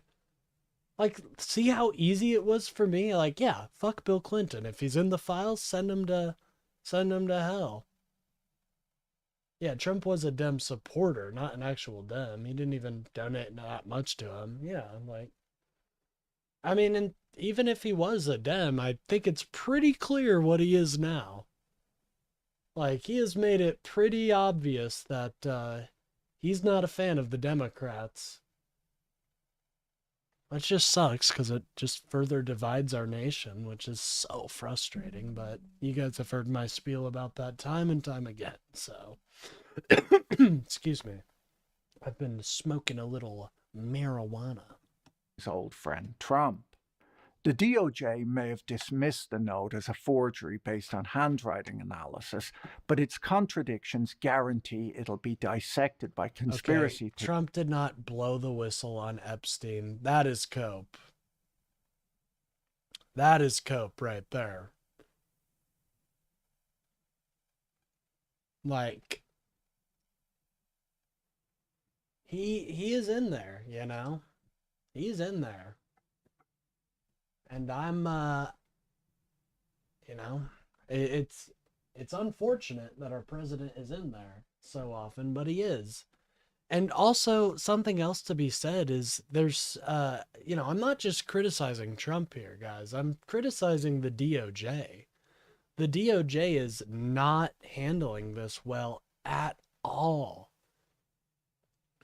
And you hear both sides say, you know, both sides mean, but you hear both sides say that, like, they're not happy with how these the release of the files is going. The victims aren't happy. The politicians who wrote the law, who are a representation of the people, aren't happy. So it's like, you know, it's disappointing everybody.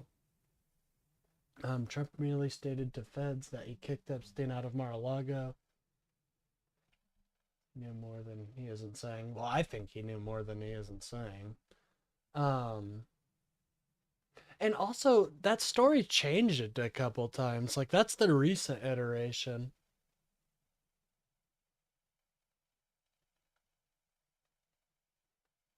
You were probably reading about Michael Jackson or Not Born.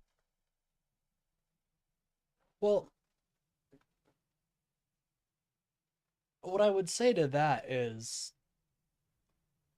if he's innocent, then why not just release all the, like, there's no reason not to release the vast majority of files they're not releasing right now, other than to hide important people like Donald Trump. And I'm not saying he, like I said, I think there are multiple people that need to be held accounted for, you know. From what I remember, it was the mother of one of the girls. Yeah, there's a lot of, yeah, I don't want to get tangled in the, you know, it's all about Donald Trump. You know what I mean? Can't argue with that. Yeah, it just feels like a big disappointment, you know? It's disappointing the American people. And that's what makes me most infuriated. Like the Trump DOJ had a real opportunity to gain trust. And instead they wasted it and did the opposite, destroyed trust in an institution which I assume we all pretty much trust. The DOJ is a very solid institution. And so, I don't know. Divide started pre-2015. Well, I do think Donald Trump does have this very, since he's the president, right? If you want some, you know, one of my criticisms of Donald Trump about, you know, that kind of speaks to what you're saying, is Donald Trump doesn't try to unify people, right? Instead of, like, after Charlie Kirk was shot, before we knew anything about who the person was or what their name was. You had Donald Trump saying it was us, it was the Democrats. Now, as much as I didn't like Charlie Kirk, I think it's an absolute travesty what happened to him. And it hurts our political speech, what occurred to him. So to say that I wanted him dead is a disgusting, in my opinion, misrepresentation of what I believe. And it drives the divide further, you know? When I'll say when the one day Donald Trump acted presidential, in my opinion, is when he invited Mamdani to sit down and he said, you know, this guy's not that bad. Because for weeks, the right had been saying Mamdani is the end of New York. And to have the president sit down and say, Mamdani's not that bad. He's not going to end the city. I'd live in a Mamdani-run city. That kind of bridges the divide that we all feel. I feel like that's the job of the president, is to bridge that divide, to make the American people unify behind the American ideal and the America we all know and love. And Trump doesn't do that, you know? I think that's a travesty. Not financially, but word alone. So it's a messy situation, especially with the institution that held on to the names of the JFK assassins. I mean, yeah. But I mean, like in recent decades, I'd say they've definitely, I don't know. I think like America trusts the FBI, I'd say. I know that's shocking to some people, but I'd say a large majority of Americans have trust that the FBI wouldn't hide a bunch of names like what's being implied here. And so, yeah, Mamdani may want socialism, but it's a scary thought that he's trying to provide for a city that's already fiscally defunct. Well, if you haven't heard about my Mamdani spiel, because I'm not like an all and out socialist, I'm very liberal, you know, in the truest definition, you know, very, very liberal. So I don't agree with everything Mamdani has put forward, but what I think is cool is that he's trying them and we'll know for the future, you know? So, you know, maybe the free buses doesn't work and they have to go back to the old system. That's all right. At least he tried. But if the free buses does work, think about that. So many communities could benefit from free transportation like buses. My community, not excluded. You know, I live in a small town in Kansas, so if we're able to try some of these ideas out, and if some of them don't work, that's fine. We'll just revert back to the old system. But if some of them do work, well, that's a whole new array of potential that we've just unlocked. Taxpayer funded. I mean, yeah, I agree with that. I know free buses is kind of like it's a catch-all term, right? But yes, it is paid by taxpayers. But personally, I'm okay with paying a little bit extra on my taxes so that some people can get to work. You know what I mean? Like, I'm totally okay with paying a extra little bit on my taxes, like an extra $30, if that means that hundreds of people can get to work, and that opens up more opportunity in business. So more people have the ability to arrive to work on time, and then they use that money to maybe start up a business. I don't know. There's so much potential with humanity that opening up these channels for people to, like, opening up these transportation channels as untold benefits. Anyways, here in San Diego, we had a Republican that got caught embezzling tax funds, so choosing sides just for sides is fairly inept of a decision. Yeah, I don't choose sides just for sides personally. I look at both parties, and I do see Republicans that I could get along with, like Thomas Massey is one of them that I definitely think the Republican Party should copy in the future. But and then I look at the Democrat side, and they just have a lot more of the ideals that I hold. Like, I hold democracy very close to my heart, and so to see executive overreach scares me, because this democracy is so... Holly is a great one. I'll have to look into them.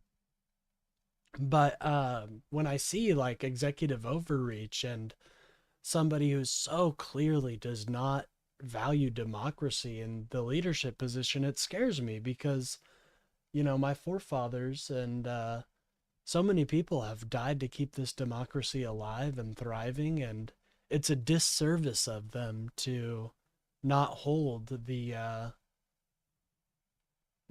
that valuable, and not to cherish the democracy that we were given. Anyways, theorists for decades to come. It feeds the conspiracy that there was a celebrity ring of abusers who were all in touch with each other, but it also contradicts the conspiracy. oh, and this speaks something else, like covering up this is just feeding the conspiracies, just feeding it up.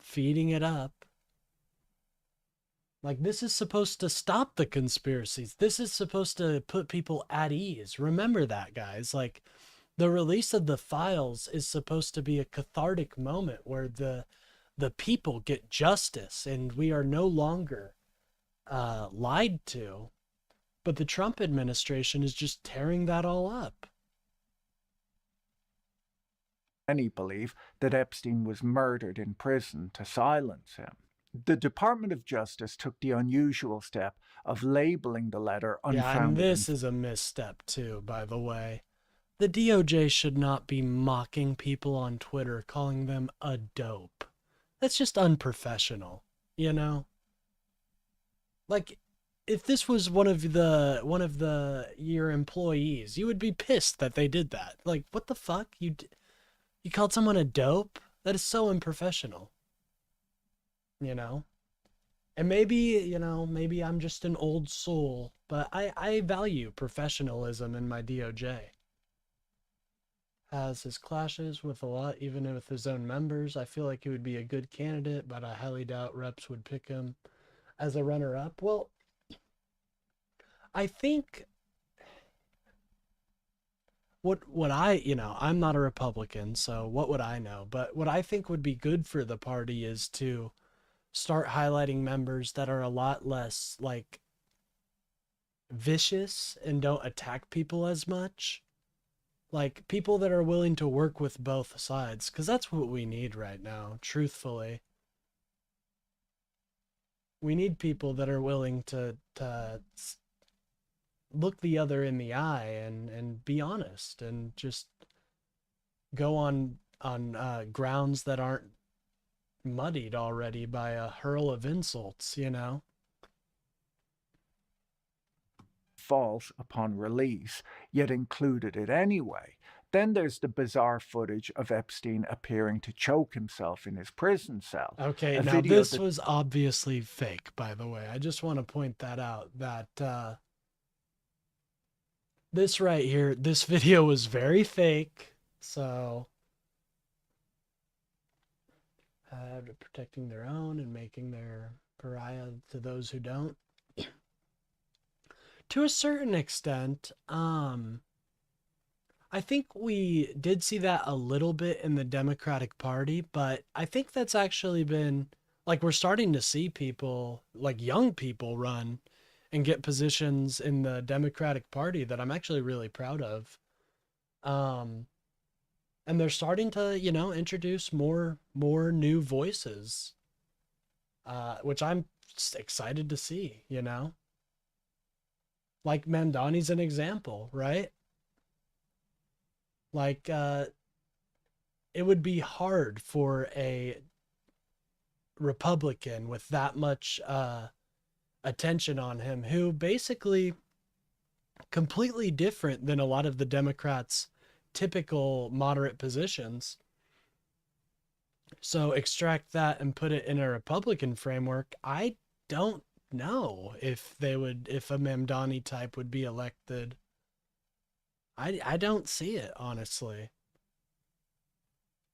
We need fresh faces that don't have a pre-existing circle. Yeah, I agree with that.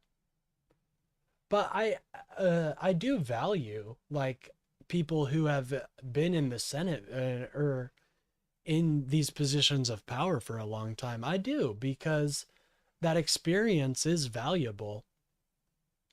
We just have to make sure they don't get captured by like interest groups and stuff like that.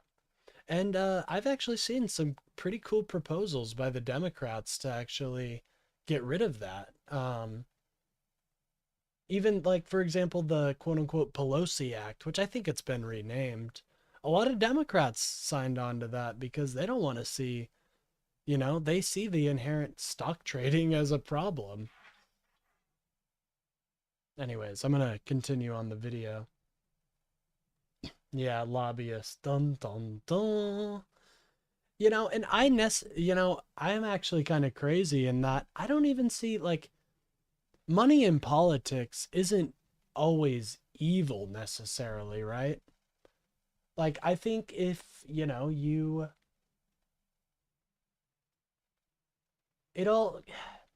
you have a lot of money and you worked really hard for it, then yeah, you should be able to send to fund like politicians that you appreciate. I think the issue comes when there is these giant corporations who can just shell out money, and overload the system with so much money that they can find loopholes, like you said, Brian, that can capture people of any party. I do think it's a little more prevalent on the right, but of any party, like the beverage corporation, you guys would be shocked how much money they fucking spend on our politicians. The beverage corporation, ladies and gentlemen. That's right, Coca-Cola is shelling out some massive bucks. And this just all kind of comes to the conclusion that I've come to, which is we need to break these companies up, break them up so they're not as massive. They don't have the ability to just swing around their big money bags. And it really, really would solve a lot of things in fast food. Oh yeah, fast food's a big one too. Yeah, there's and again, like, to a certain extent, I don't have an issue with money being in politics, but it's when they have so much money that they can overload the system and start giving more than the allotted amount that they're allowed to be giving, Like, running a campaign in politics is hard, it does cost a lot of money. So there's obviously a place for it. The ads don't make themselves, ladies and gentlemen. But when you can overload it and you're giving it more than just campaign finances, you know what I mean? That's when it becomes an issue. Need caps for in caps justify an influence? Yeah, I think that would be nice. Cola occupied government. Fucking man. SPC is onto it, ladies and gentlemen. We're just a bunch of water drinkers in a cola occupied government. Good to see you, by the way, SPC. that circulated online for years and is now formally included in the files simply because someone emailed it to the FBI asking if it was real. Yeah, But if that the was... noise I would not have released that. I know, well, that's the thing. They have to, but it also, like, a certain part of the Epstein Transparency Act is like, you can comment on some of this and be like, this isn't real, and they just decided not to do that. So thank you, DOJ. We appreciate that. Imagine all the Facebook moms that saw that and probably think it's real now. Great. is distracting, the silence regarding the president is deafening. Administration officials have repeatedly claimed that they're prioritizing transparency, yet the process has been dogged by accusations of bias. Internal documents reveal that the FBI referred to the effort as the Special Redaction Project, an initiative that racked up over This is just a 850. random thought I was just kind of thinking, but Thomas Massey does kind of have a good, like, if the Republicans, I'm telling you, if the Republicans were smart, Thomas Massey is kind of in a good position to start building, like, a potential campaign. I don't know, like, think about it. Like Walnut House being confused for vape lungs. Oh, yes. Yeah, that's a good point, actually. That's a great point. It's like, we don't know what we're looking at right now. We'd appreciate a little bit of expertise here, but it's just silence. That's a good point. I think I'm gonna actually bring that up, Brian, in debates. If I have any on the files, I'll bring that up. It's like, we kind of need the experts to show us what we're looking at, so we're not just flying blind, And they owe us that. It's in the Transparency Act. And it's also just kind of like nice, so conspiracies don't just spring up out of nowhere. Anyways. $50,000 in overtime costs in a single week back in March. So who knows what the total cost of the redactions has come to by now. But the return on that investment appears to be a sophisticated form of obstruction. Upon release, users reported a bizarre technical anomaly. Searching the digital files for Trump yielded almost zero results, making it look like the this was president weird. didn't This was appear. a little weird too, by the way. I saw that. I didn't really make any mention of it, but because I don't know if it's necessarily that big of like, well, it is a pretty big revelation, to be quite frank, but I know people are just like, oh, you just rail on Trump. And I love America and I want to see a better America. And I think Trump's hurting America right now. So, of course, I'm going to talk about it. But I also want to talk about more than just that. So, anything that may genuinely be untrue or requires additional context that is inconvenient for Trump or the Republicans is entirely their own fault for running on a platform on releasing them. Very true. Like, it was Donald Trump who said he wanted these well, to be fair, there's that famous Fox interview where he's like, yeah, well, about those ones, not, yeah, maybe not that one. That one was fucking hilarious. In the files at all. People eventually worked out that his name could only be found if you searched for Trump with a space at the end, a coding glitch that rendered him invisible to the general public.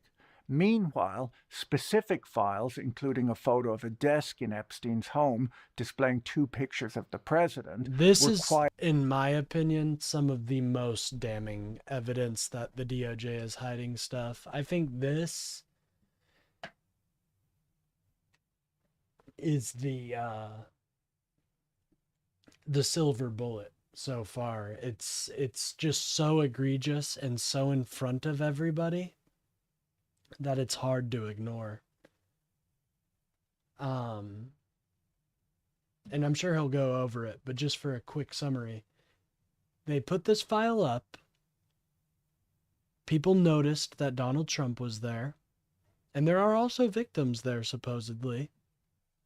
They took it down, put it back up with redactions of Donald Trump and the victims, and claimed it was for the victims. Then they take it back down, unredact it, and put it back up. So if it was true that they were doing it for the victims, they just spit in the face of those victims. I think the fact the files look like barcodes is already damning. Oh yeah. Oh yeah, definitely. Quietly removed from an online It's just database destroying and then trust in re-uploaded only after a the public government. outcry. Perhaps the most telling was the DOJ's framing when releasing the documents. The department included an unusually specific disclaimer, warning that the files contained untrue and sensationalist claims about President Trump. Oh, No I actually such missed warning. that. That's fucking insane. Hey guys, here's a bunch of these Epstein files. By the way, there's some real bullshit in there about Donald Trump. Don't believe it, yeah. Huh.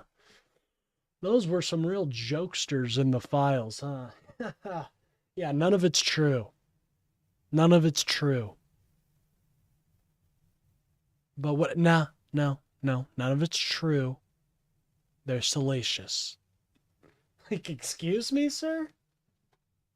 Was offered for the other well-known figures mentioned in the file. Dude, that is so damning. Such warning was offered for the other well-known I know that's not an figures actual... But that's basically the gist of it. No warning for Clinton or anyone else. Yeah. And what's funny is, like,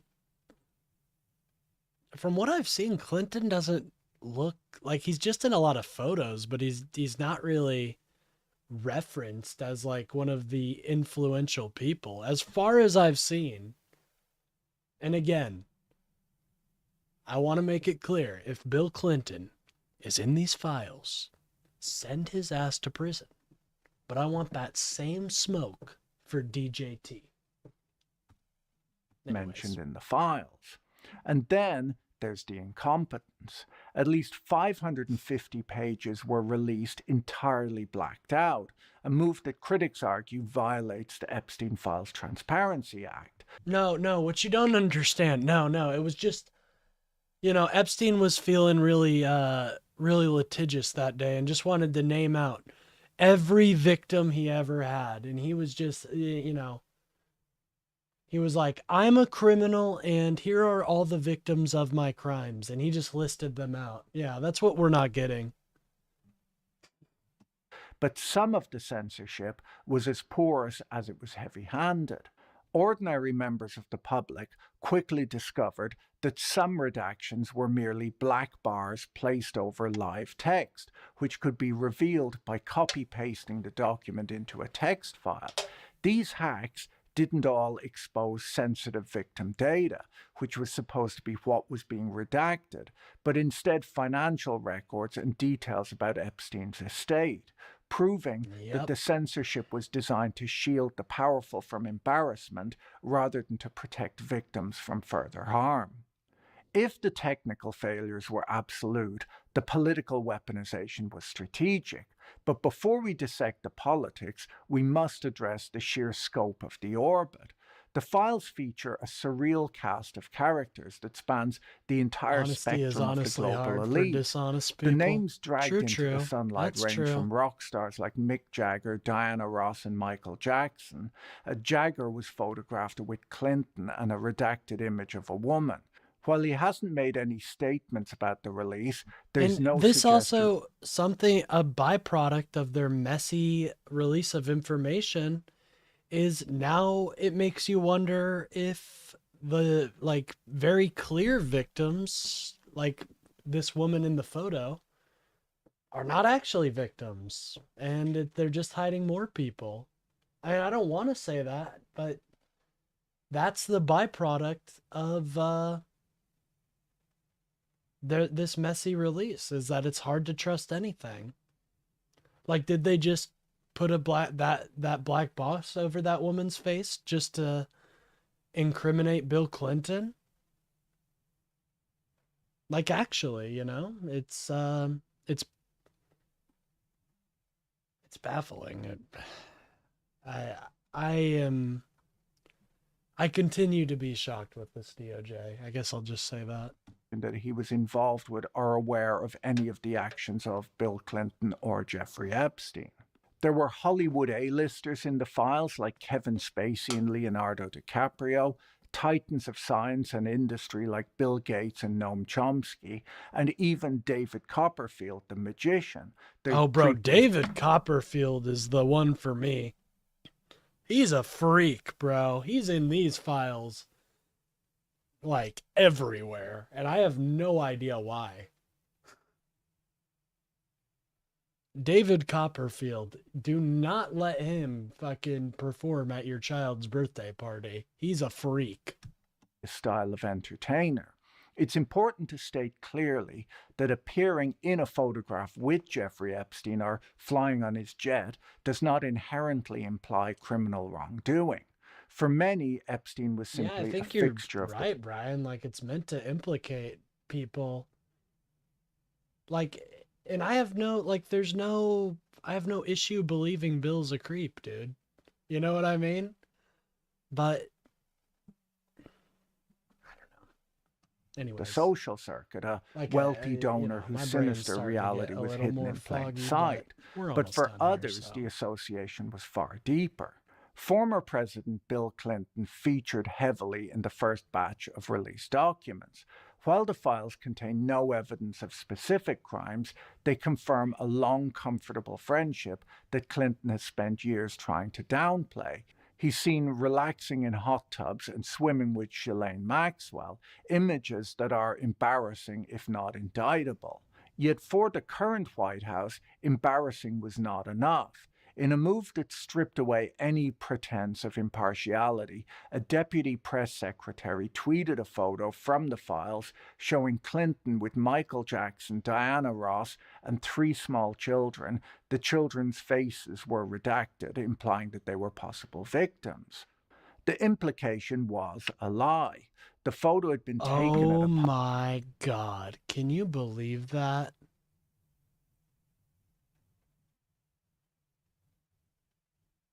Holy shit. I did not know about that. Oh my God.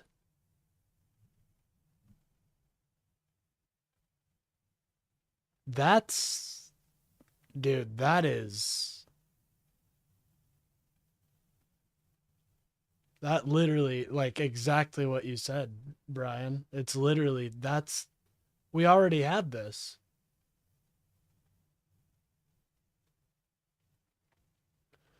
You forget Epstein was first caught in 2009. Obama let his ass go wild for 8 years.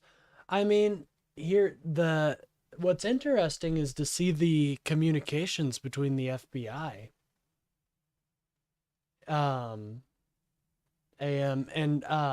What we're finding out is that the FBI was onto him for a while.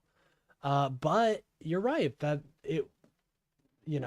these people were let go. So it was a failure on multiple levels. We're not saying it's not. We're saying we need to know who these people are to see who took advantage of the system, and we need to fix it.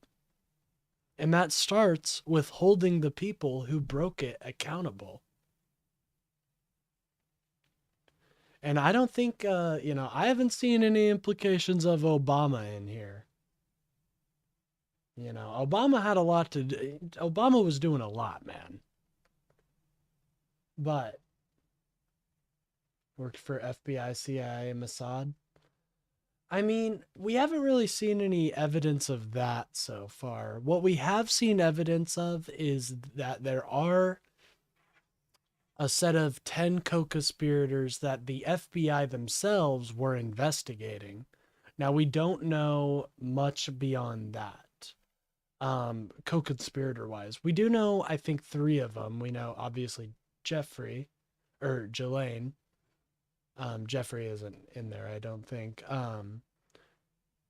That rich dude, I forget his name, that Brian compared to the Vought dude. Very apt comparison. And then we have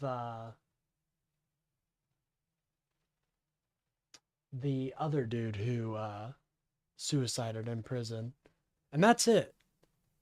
And so they're hiding those. And then on top of that, Ro Khanna and Thomas Massey were talking about how they have 20 names that they're going to read on the steps of Congress if the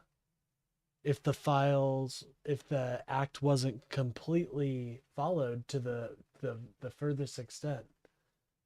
Thank you, Brian. Sorry, I am so, like I said, my brain's a little fogged up today. But yeah, we have Vecna and Brunel, my bad. And we know about them. Here's the files released are cleaned up 10 ways over.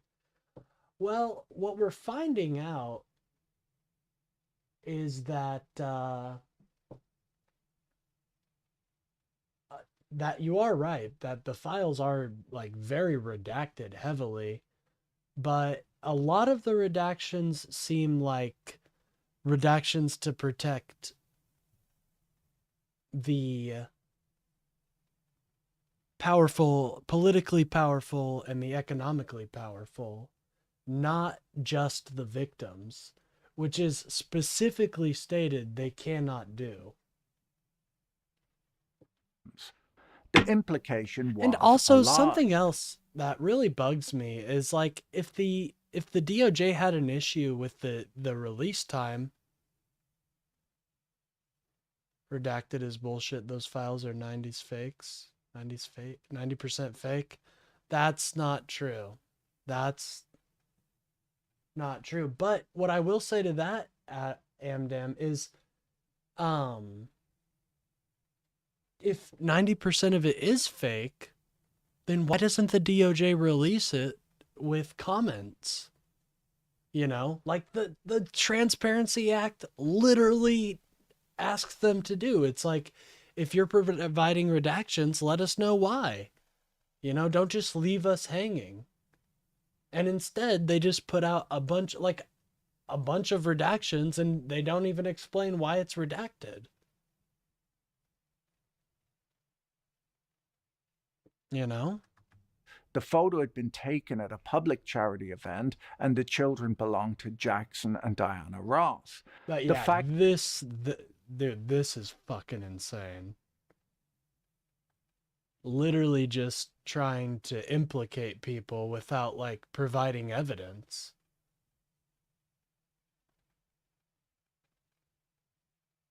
Because they can't make us believe not one celeb's in the file. I think there are a lot of powerful people, but I think the most important ones are those co-conspirator list that the DOJ hid, you know? But I really am. Let the chips fall where they may, you know? Bill Clinton's, you know, lock Slick Willie up and make sure he can't slip out of the restraints, if that's the case. But if, you know, someone like Donald Trump is in the files, I'll say the same. Because we need to restore trust in our government, and that starts with holding people accountable who committed crimes and got away with it for so long. That the White House deputy press secretary felt the need to manufacture a scandal when the reality of Clinton's association with Epstein was already damaging enough. I don't know about every Hollywood actor, you know what I mean? And to be quite honest, you know,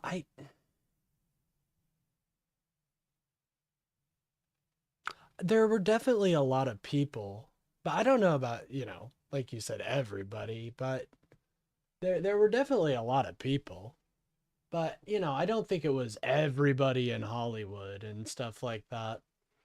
But I do think is a section of people from Hollywood that were there, and they need to be held accountable, just like uh, people from the finance sector that were there need to be held accountable. You know, it's not just Hollywood. Hollywood is a very small aspect of this, in my opinion. I think a big aspect of it is like the financials are very damning, in my opinion, because if you're a bank and you're dealing with them, you would see these transactions and that would alarm you. Who did not get blacklisted? I don't know about that. I mean, we haven't really seen much evidence of a big blackmailing operation yet. Not saying that it didn't exist. I just from the evidence we have so far, we haven't seen evidence of like a blackmailing operation. However, what I will say is that Jeffrey Epstein does talk about, like, if you look at the messages between him and Bannon, he does talk a lot about politics and how he wants politics to be a certain way. Very concerning. Actors spoke out against pedophiles. Those actors got blacklisted. I mean, I do think the Jeffrey Epstein's, it was a big it was a huge issue. And holding these people accountable is how we deal with it, So people can't look to the past and be like, "Oh, well, they got away with it, so I can in the future." No, we're not going to allow that in our democracy. But those 10 correspondents, those 10 co-conspirators, I should say, not correspondents, those 10 co-conspirators, I think those names need to come out first and foremost. And I don't care who it is, Like, it could be fucking, everybody, it could be fucking Hakeem Jeffries, fucking, I'm trying to think of people that, cool Democrats that I like, fucking Gavin Newsom, all of them. It could be all of them. I would like to know who those are so we can hold them accountable, send them to jail. Because that should not be there's not going to be a child trafficking ring in America. Sorry. And if there is, we hold like what I'm advocating for. We hold them accountable. About how low political figures will go to discredit each other. We're also left with the question of whether prior administrations kept these files sealed not to protect justice, but because Epstein was a bipartisan embarrassment who compromised everyone he was involved with.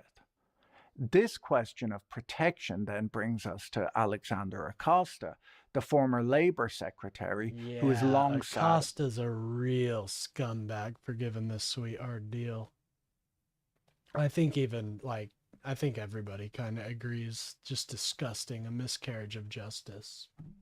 At the center of the Epstein saga's darkest theory. As the prosecutor who signed off on Epstein's sweetheart plea deal in 2008, Acosta famously claimed he was told to back off because Epstein belonged to intelligence and was above his pay grade. He later denied saying this, but if true, this suggests that for decades, the US government didn't just ignore a predator, it shielded one. The cost of that protection is made viscerally clear Speaking in new of, photos. That's a little evidence in your corner, Amdam, that maybe this was John McCaffrey laptop scandal. I'll actually look. That does sound interesting. I'll look that up after the stream because I'm trying to finish this video. I know I'm pausing a lot, but I'll look that up. John McCaffrey is his story is absolutely crazy, dude. Have you heard the John McCaffrey story? He is a real interesting fella. I'll just say that. It's rubbish when someone who seems decent turns out to be wrong but accountability should always take priority. Yeah, exactly. Like, if You know, if people I like in there are in there, you know, it sucks to see them in there, but they got to be locked up. And I think that shows a strong democracy. All right, anyways. Released by the House Oversight Committee. These images destroy once again the party girl myth once and for all. They show young girls with lines from the novel I'll look into Lolita the written in McCaffrey black stuff. Now, to be fair, McCaffrey was kind of crazy too. Not to, hey, he had a very he has a very, is he still alive? Hold on. I just want to look something up.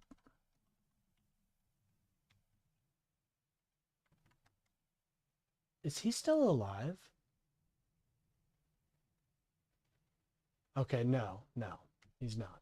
That's what I thought. Yeah, I thought he was dead. Sorry. Yeah, you know, I remember, so as you guys know, I was deep in the conspiracy hole a while back. Yeah, he died a few years ago. And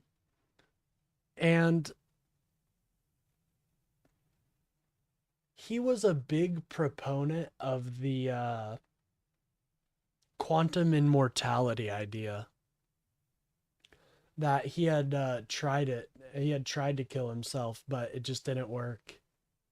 And there was like a whole story about it. It was kind of interesting, but I'd have to go back and look what he actually said. But I remember that. And I also remember, wasn't like he made the McAfee software, obviously. He's lived a, I don't know, he's lived an interesting life. If there's any main characters, he might have been one. And that's not to support, you know, he may have said some horrible shit. I don't know. But from what I do know, he lived an interesting life. Marker across their bodies, on their chests, feet, and spines. It's a grotesque display of branding that turns literary pretension into evidence of systematic abuse. While most of the press has been about Clinton and Trump, the public figure who emerges most damaged by the new files is not a politician, but Steve a Bannon. prince, or at least a former prince. Welcome, peasants! This is Diary of a Professional Eminent Duke and Orator. The documents about Andrew. Yeah, well, we knew Prince Andrews was a creep. Let's all just be honest here. We knew he was. I think Steve Bannon looks horrible in these guys. Like, if catch the previous VOD, he looks like he was best friends with Epstein. That's how I'll put it. He looks like he was just great friends with Jeffrey. Contain what might be the closest thing to a smoking gun in the entire release. Oh, by the way, if you guys email exchange stream, please remember to like and subscribe. It really helps out the channel and gets me out in the algorithm. I'm about to wrap up here anyways, but you know, always appreciated. Ghislaine Maxwell and the sender signed simply A, who has widely been identified as Prince Andrew. In the emails, the former prince writes from Balmoral to ask Maxwell if she has found him any new inappropriate friends, later discussing an upcoming trip to Peru. Maxwell instructs an associate. Fucking disgusting. Do not, ew. Fuck you. Lock him up. Is he not locked up yet? Gross, bro. To organize two-legged sightseeing for the prince, specifying that the women should be intelligent, pretty, fun, and from good families. The revelation that a member of the royal family was using official travel budgets to procure women via Epstein and Maxwell is a scandal that no amount of redaction can hide. If the failure to investigate the sexual crimes was a tragedy, the failure to investigate the financial crimes was a farce. I made a whole video about this a while back. Tracking the sources of Epstein's wealth would answer many questions about him and his co-conspirators. If there's anyone capable of working out how a high school math teacher transformed into a billionaire, it should be the Department of Justice. After all, the government possesses the ultimate investigative toolkit, the power to compel testimony, McAfee the hung ability to himself track when the his movement of extradition every to cent. USA on suspicion of murder was granted by Spain. Okay. Yeah, I think I'm gonna have to look back on his story. I'm gonna look up that stuff Amdam talked about, the laptop stuff. It sounds interesting. You know, I'm a big conspiracy head, even if, you know, most of it is untrue. I'm interested at least. But I'll have to look into, yeah, McAfee just seemed like a crazy dude. Anyways.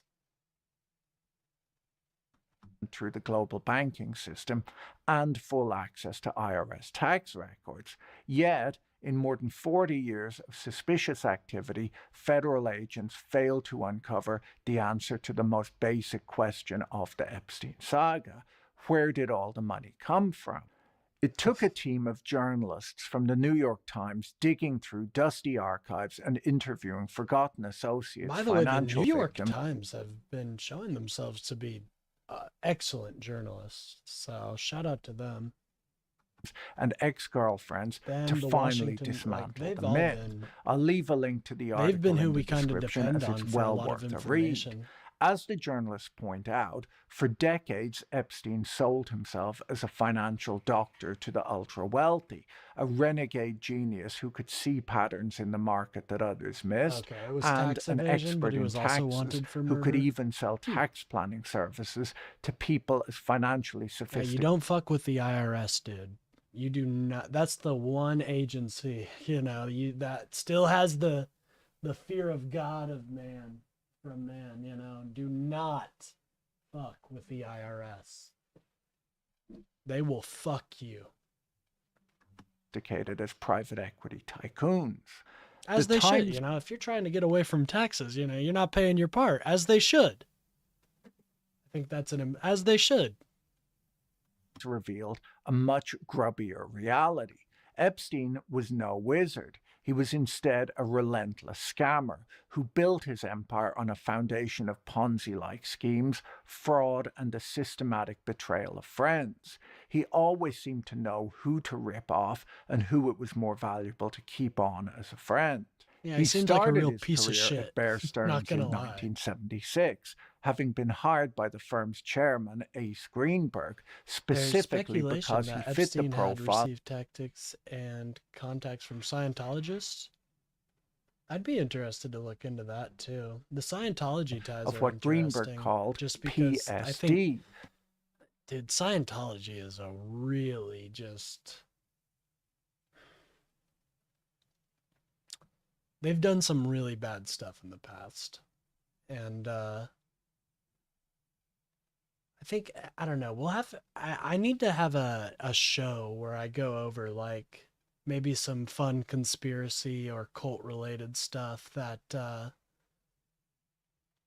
talks about this kind of stuff, because there is, you know, our world is very interesting. But that's not necessarily politics related. You know what I mean? Like going over the history of Scientology wouldn't necessarily be related to politics, but it is interesting. Huge tax evader by claiming itself as a church rather than a fan club. I think the church exempt status in itself is kind of bullshit nowadays, because like some churches definitely provide valuable service to the community, but like mega churches do not, and yet they're allowed to have tax exempt status. Like, I think the tax exempt status was made for things, for like churches like the soup kitchen that do the soup kitchen, not fucking giant corporation, basically, churches. To receive info on, oh yeah. Oh dude, the whole the belief system of Scientologists is very it's interesting. You know, you gotta make sure your hold on, let me check my EMF levels to make sure they're they're oh, we went over it one day. They're in line or something. I don't know. Someone who was poor, smart, and had a deep desire to become rich. He rose quickly even after he was caught lying about his education, claiming to have degrees from 2 separate colleges, despite never graduating. He basically OT, there we go. Thank you. OT ranks, yep. Oh, geez. treated his resume like a creative writing assignment, and on Wall Street in the 70s, that was apparently a passing grade. He got away with a lot at Bear Stearns because his supervisors knew he was dating the chairman's daughter and viewed him as protected.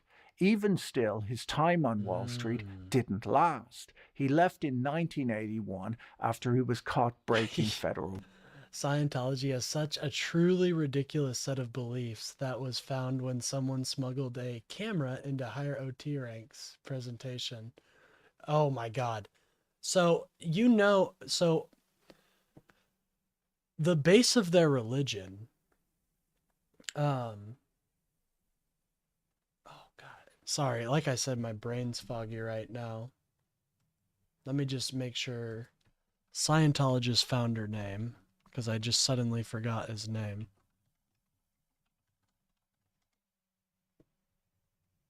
Okay, Hubbard, yeah. L. Ron Hubbard, right? So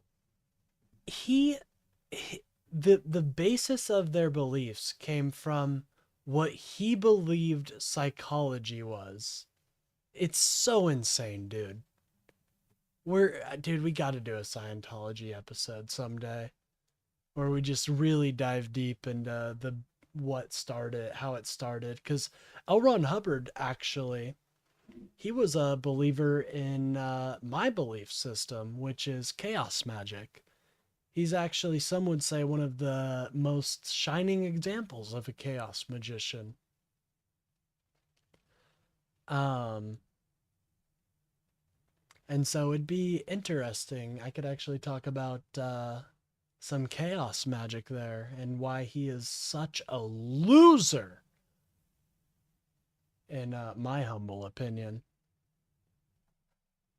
And lots of, he's also a weird dude around young women.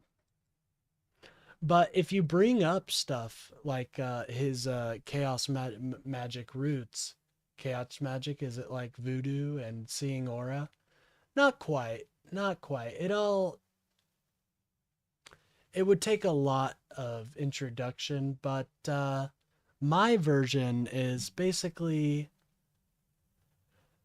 oh geez, I'm gonna sound crazy, but like, this is all a simulation, and if you're really in tune with the simulation, you can kind of control things. But it's a lot deeper than that, and I don't really use my spiritualism as an influence on my politics or anything, if that makes sense.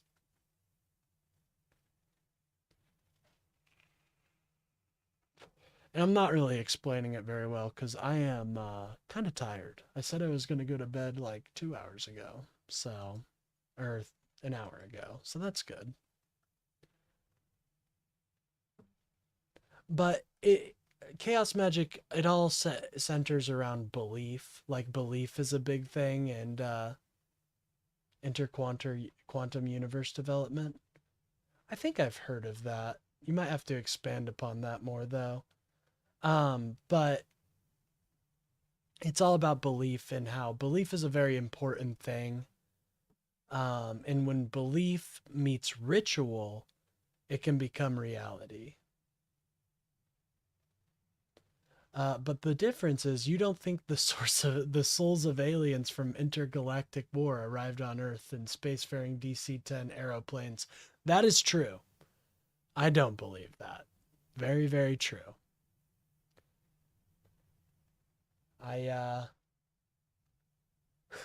I think that's so funny that that's the actual lore. You gotta be fucking OC10. You gotta be OT10 to be really revealing that. What are you doing, SPC? Almost the same thing as the simulation, but we are a universe that's part of a quirk of an atom inside a much larger object. I mean, that could be the case, you know? If you want to get real trippy with it, I kind of think we might be like a media form for a fourth dimensional entity. But that's just getting into some crazy quantum mechanics shits and all Xenu. Yeah, Xenu's gonna get you, SBC. You better be careful. Xenu's got your number now that you revealed. You got to be OT level 10 to reveal that rules. to people. He had abused his expense account without consequence, but he was finally cornered for lending money to a friend in violation of regulations and funneling lucrative hot IPO shares to a girlfriend. After the firm fined and suspended him, he resigned. After leaving Wall Street, Epstein told people that he was a bounty hunter who could track down lost Brian, if you want to know some interesting, dude, there's some interesting theories that dark matter is actually like cloaked matter, and that it's actually purposely hiding stuff. Dude, there's some, like, science itself is discovering a lot of stuff and coming up with some really cool theories that I'm surprised the general population doesn't talk about more. Assets, but the reality was often just fraud. In 1982, for instance, he convinced an acquaintance named Martin Stroll to invest roughly 10% of his net worth, around $450,000, into a crude oil deal. The money vanished and Epstein Zelensky essentially 2028. ghosted him. Hey, I'll do that. Fuck yeah. Hey, I would definitely be, come on, Zelensky, let's go. It did take a long time to realize gravity is more of a wave signature than a force. Yeah, dude, we are doing, science is still progressing, and I like to say we live in the future because we really do. Like, there's so many advancements that are just would seem like magic if we just went back even 100 years. When sending Stroll a single quart of oil as a mockery when he demanded proof of the investment. He then moved on to partner with Stephen Hoffenberg at a firm called Towers Financial, being paid $25,000 a month as a consultant. Okay, but this is so basically he's covering how Epstein was basically just a giant fucking crook and stole people's money and scammed people. And you gotta wonder, like, why would Trump hang out with this dude? You know what I mean? Why would anybody hang out with this dude? Bill, I'm looking at you. This guy seems like a jerk. Hoffenberg would later claim that Epstein helped orchestrate the massive Ponzi scheme there that defrauded investors of nearly $500 million. Hoffenberg went to prison and Epstein walked free. He also used the facade of high-stakes corporate raiding to mask simple market manipulation. In 1988, he and some partners executed a pump-and-dump strategy with a chemical company called Penwald, driving up the stock price with a takeover bid. They then sold their shares for a large profit, but Epstein refused to return the investment to the... My bad. I looked in the Void stuff. If you look at Boots Void, that's another really, I think that's what it's called, where it's just like a huge amount of just nothingness that is so like irregular that it doesn't make any sense. I think that one's really interesting. Friends he had recruited to fund the deal, effectively stealing their capital. His biggest source of wealth, however, was retail billionaire Leslie Wexner. Despite warnings from Wexner's own financial advisor, who told the billionaire he smelled a rat, Epstein managed to gain power of attorney over Wexner's entire fortune. Wexner later claimed that All right, Epstein there we go. misappropriated Constellation vast Boots. sums of his money, which Epstein used to buy mansions, planes, and perhaps most Sorry, importantly, I am getting a little credibility. tired now. He used his access to Wexner to open doors to the highest corridors of power, energy drinks are infiltrating the wearing Clinton off. White House and sitting on boards for prestigious institutions like Rockefeller University. The documents also show just how close he got to the establishment through the people he trusted to manage his estate. Newly released Justice Department documents revealed that two of the biggest names in finance and policy were named as executors in his wills. Jess Staley, the former Barclays CEO, was listed as an executor in wills from 2013 I'll be and 2014. live at my regular time of 10 a.m. tomorrow, because I've been promising this Epstein Files episode, so compounds the scrutiny that Staley faced for being banned from the UK banking industry for acting without integrity regarding his ties to Epstein. Even Larry Summers, the former U.S. Treasury Secretary, was named as a successor executor in the 2014 will. While Summers claims he had absolutely no knowledge of this and is deeply ashamed of the association, his inclusion in the document highlights just how effective Epstein's fraud really was. Who knows? That might be part of the appeal. Epstein didn't get rich because he was a market genius. He got rich because regulators looked the other way while he looted the accounts of those who trusted him. If money was the fuel, the destination was legitimacy.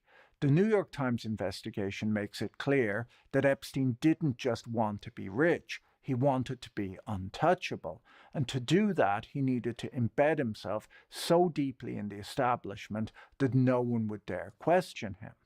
His most ambitious target was the Clinton White House. In February 1993, just weeks after Bill Clinton was inaugurated, Epstein walked into 1600 Pennsylvania Avenue alongside Leslie Wexner. He didn't just show up empty-handed either. Epstein had become a political donor, having contributed $10,000 to help refurbish the White House, a donation that secured him a spot at a reception with the president. Obviously, nowadays, presidential meetings are much more expensive and paid for in crypto. Money was only part of the equation. Okay, that one was good. You can't lie. That one was The Times reports that Epstein leveraged a connection with Lynn Forrester, a successful executive who would later marry into the Rothschild family. Don't get me started on Epstein crypto reportedly regulation. convinced her You'll be here that for he another could help hour. her in her divorce settlement, insisting that he was the only one who could protect her assets. Through Forrester, who was an appointee to the White House Advisory Commission, Epstein had his foot in the door. The strategy worked, and by 1995, Epstein was close enough to the president that Clinton wrote a personal get-well-soon note to Epstein's mother, scrawling, "Hang in there," on a yellow Post-it note that Epstein kept. Once he had political access, he aimed for social prestige, setting his sights on the Rockefeller family.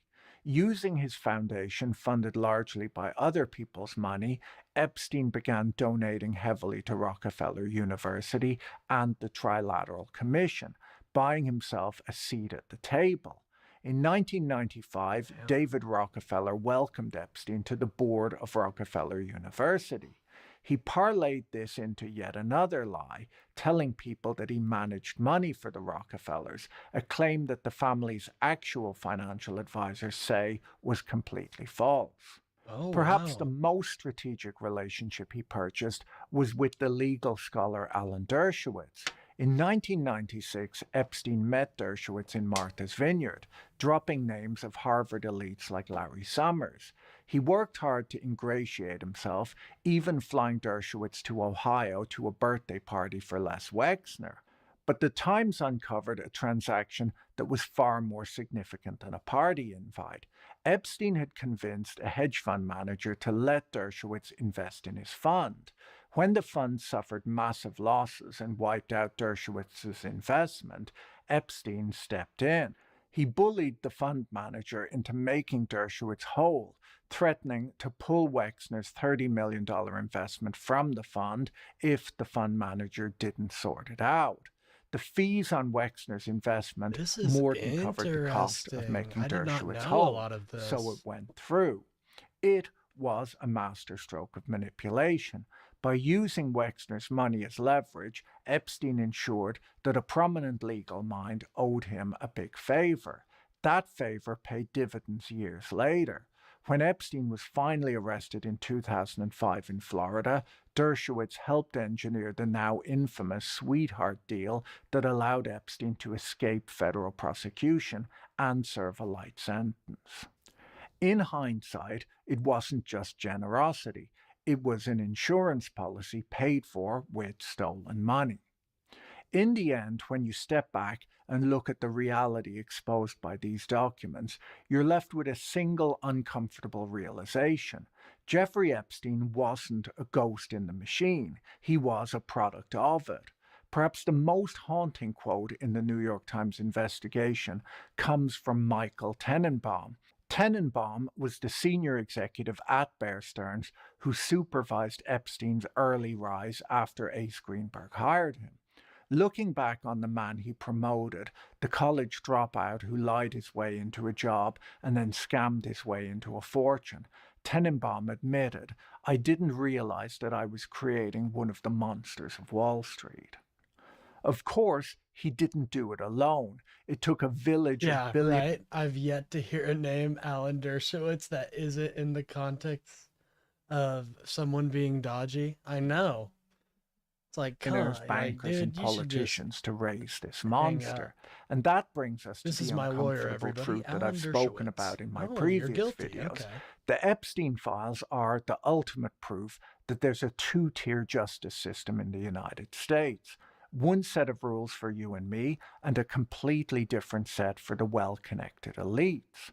For years, this scandal has been treated like a political football, but the reality is that both parties had reasons to keep these files under lock and key. On the right, you had Republicans desperate to cover up Donald Trump's 15-year friendship with a man he once called a terrific guy. On the left, you had Democrats willing to turn a blind eye to Bill Clinton's association with I'm not doing that. I don't see any Democrats largely doing to that protect personally. Hillary Clinton when she was seen as the future of the party. Today, the Clintons are seen as being less politically relevant, and for that reason, the shield is slipping. A newly released email from a federal prosecutor reveals that flight logs show Trump flew on Epstein's private jet many more times than previously reported. It's like hearing the name Bernie Madoff and being surprised he made off with your money, right? Like, oh, there it is. All right, guys, I think I'm going to end the stream because I am getting kind of tired. But real quick, I'm going to see who I can raid into and see if there's anybody out there who might be a good beneficiary of my raid. I really appreciate you guys hanging out with me. I didn't know if this was going to be a good stream or not, and I think it was pretty great. I really do. Hey, IRI is live, so we'll go raid into IRI. He is, if you guys don't know who IRI is, him and Lonerbox are like the reason I started doing, I started streaming, because I wanted to see more messages like theirs being put out, and I wanted to combat the right's constant narrative of, the constant narrative that they put out. So go check out IRI. He's super cool, fun guy. What is he going over? I actually didn't have a chance to check that. He is, let's see if I can, oh, maybe not. All right, I guess we'll go over. Well, I guess I'll find out when I'm in there, because I'm going to probably be watching IRI after this. So if you guys enjoyed the stream, please make sure to like and subscribe. Make sure to tune in tomorrow, 10 a.m. CDT. where I'll be going over the news and so much more. I think it'll be a long episode. I'm feeling good about tomorrow's stream. So, I will see you guys tomorrow. Until then, peace be upon you. Later.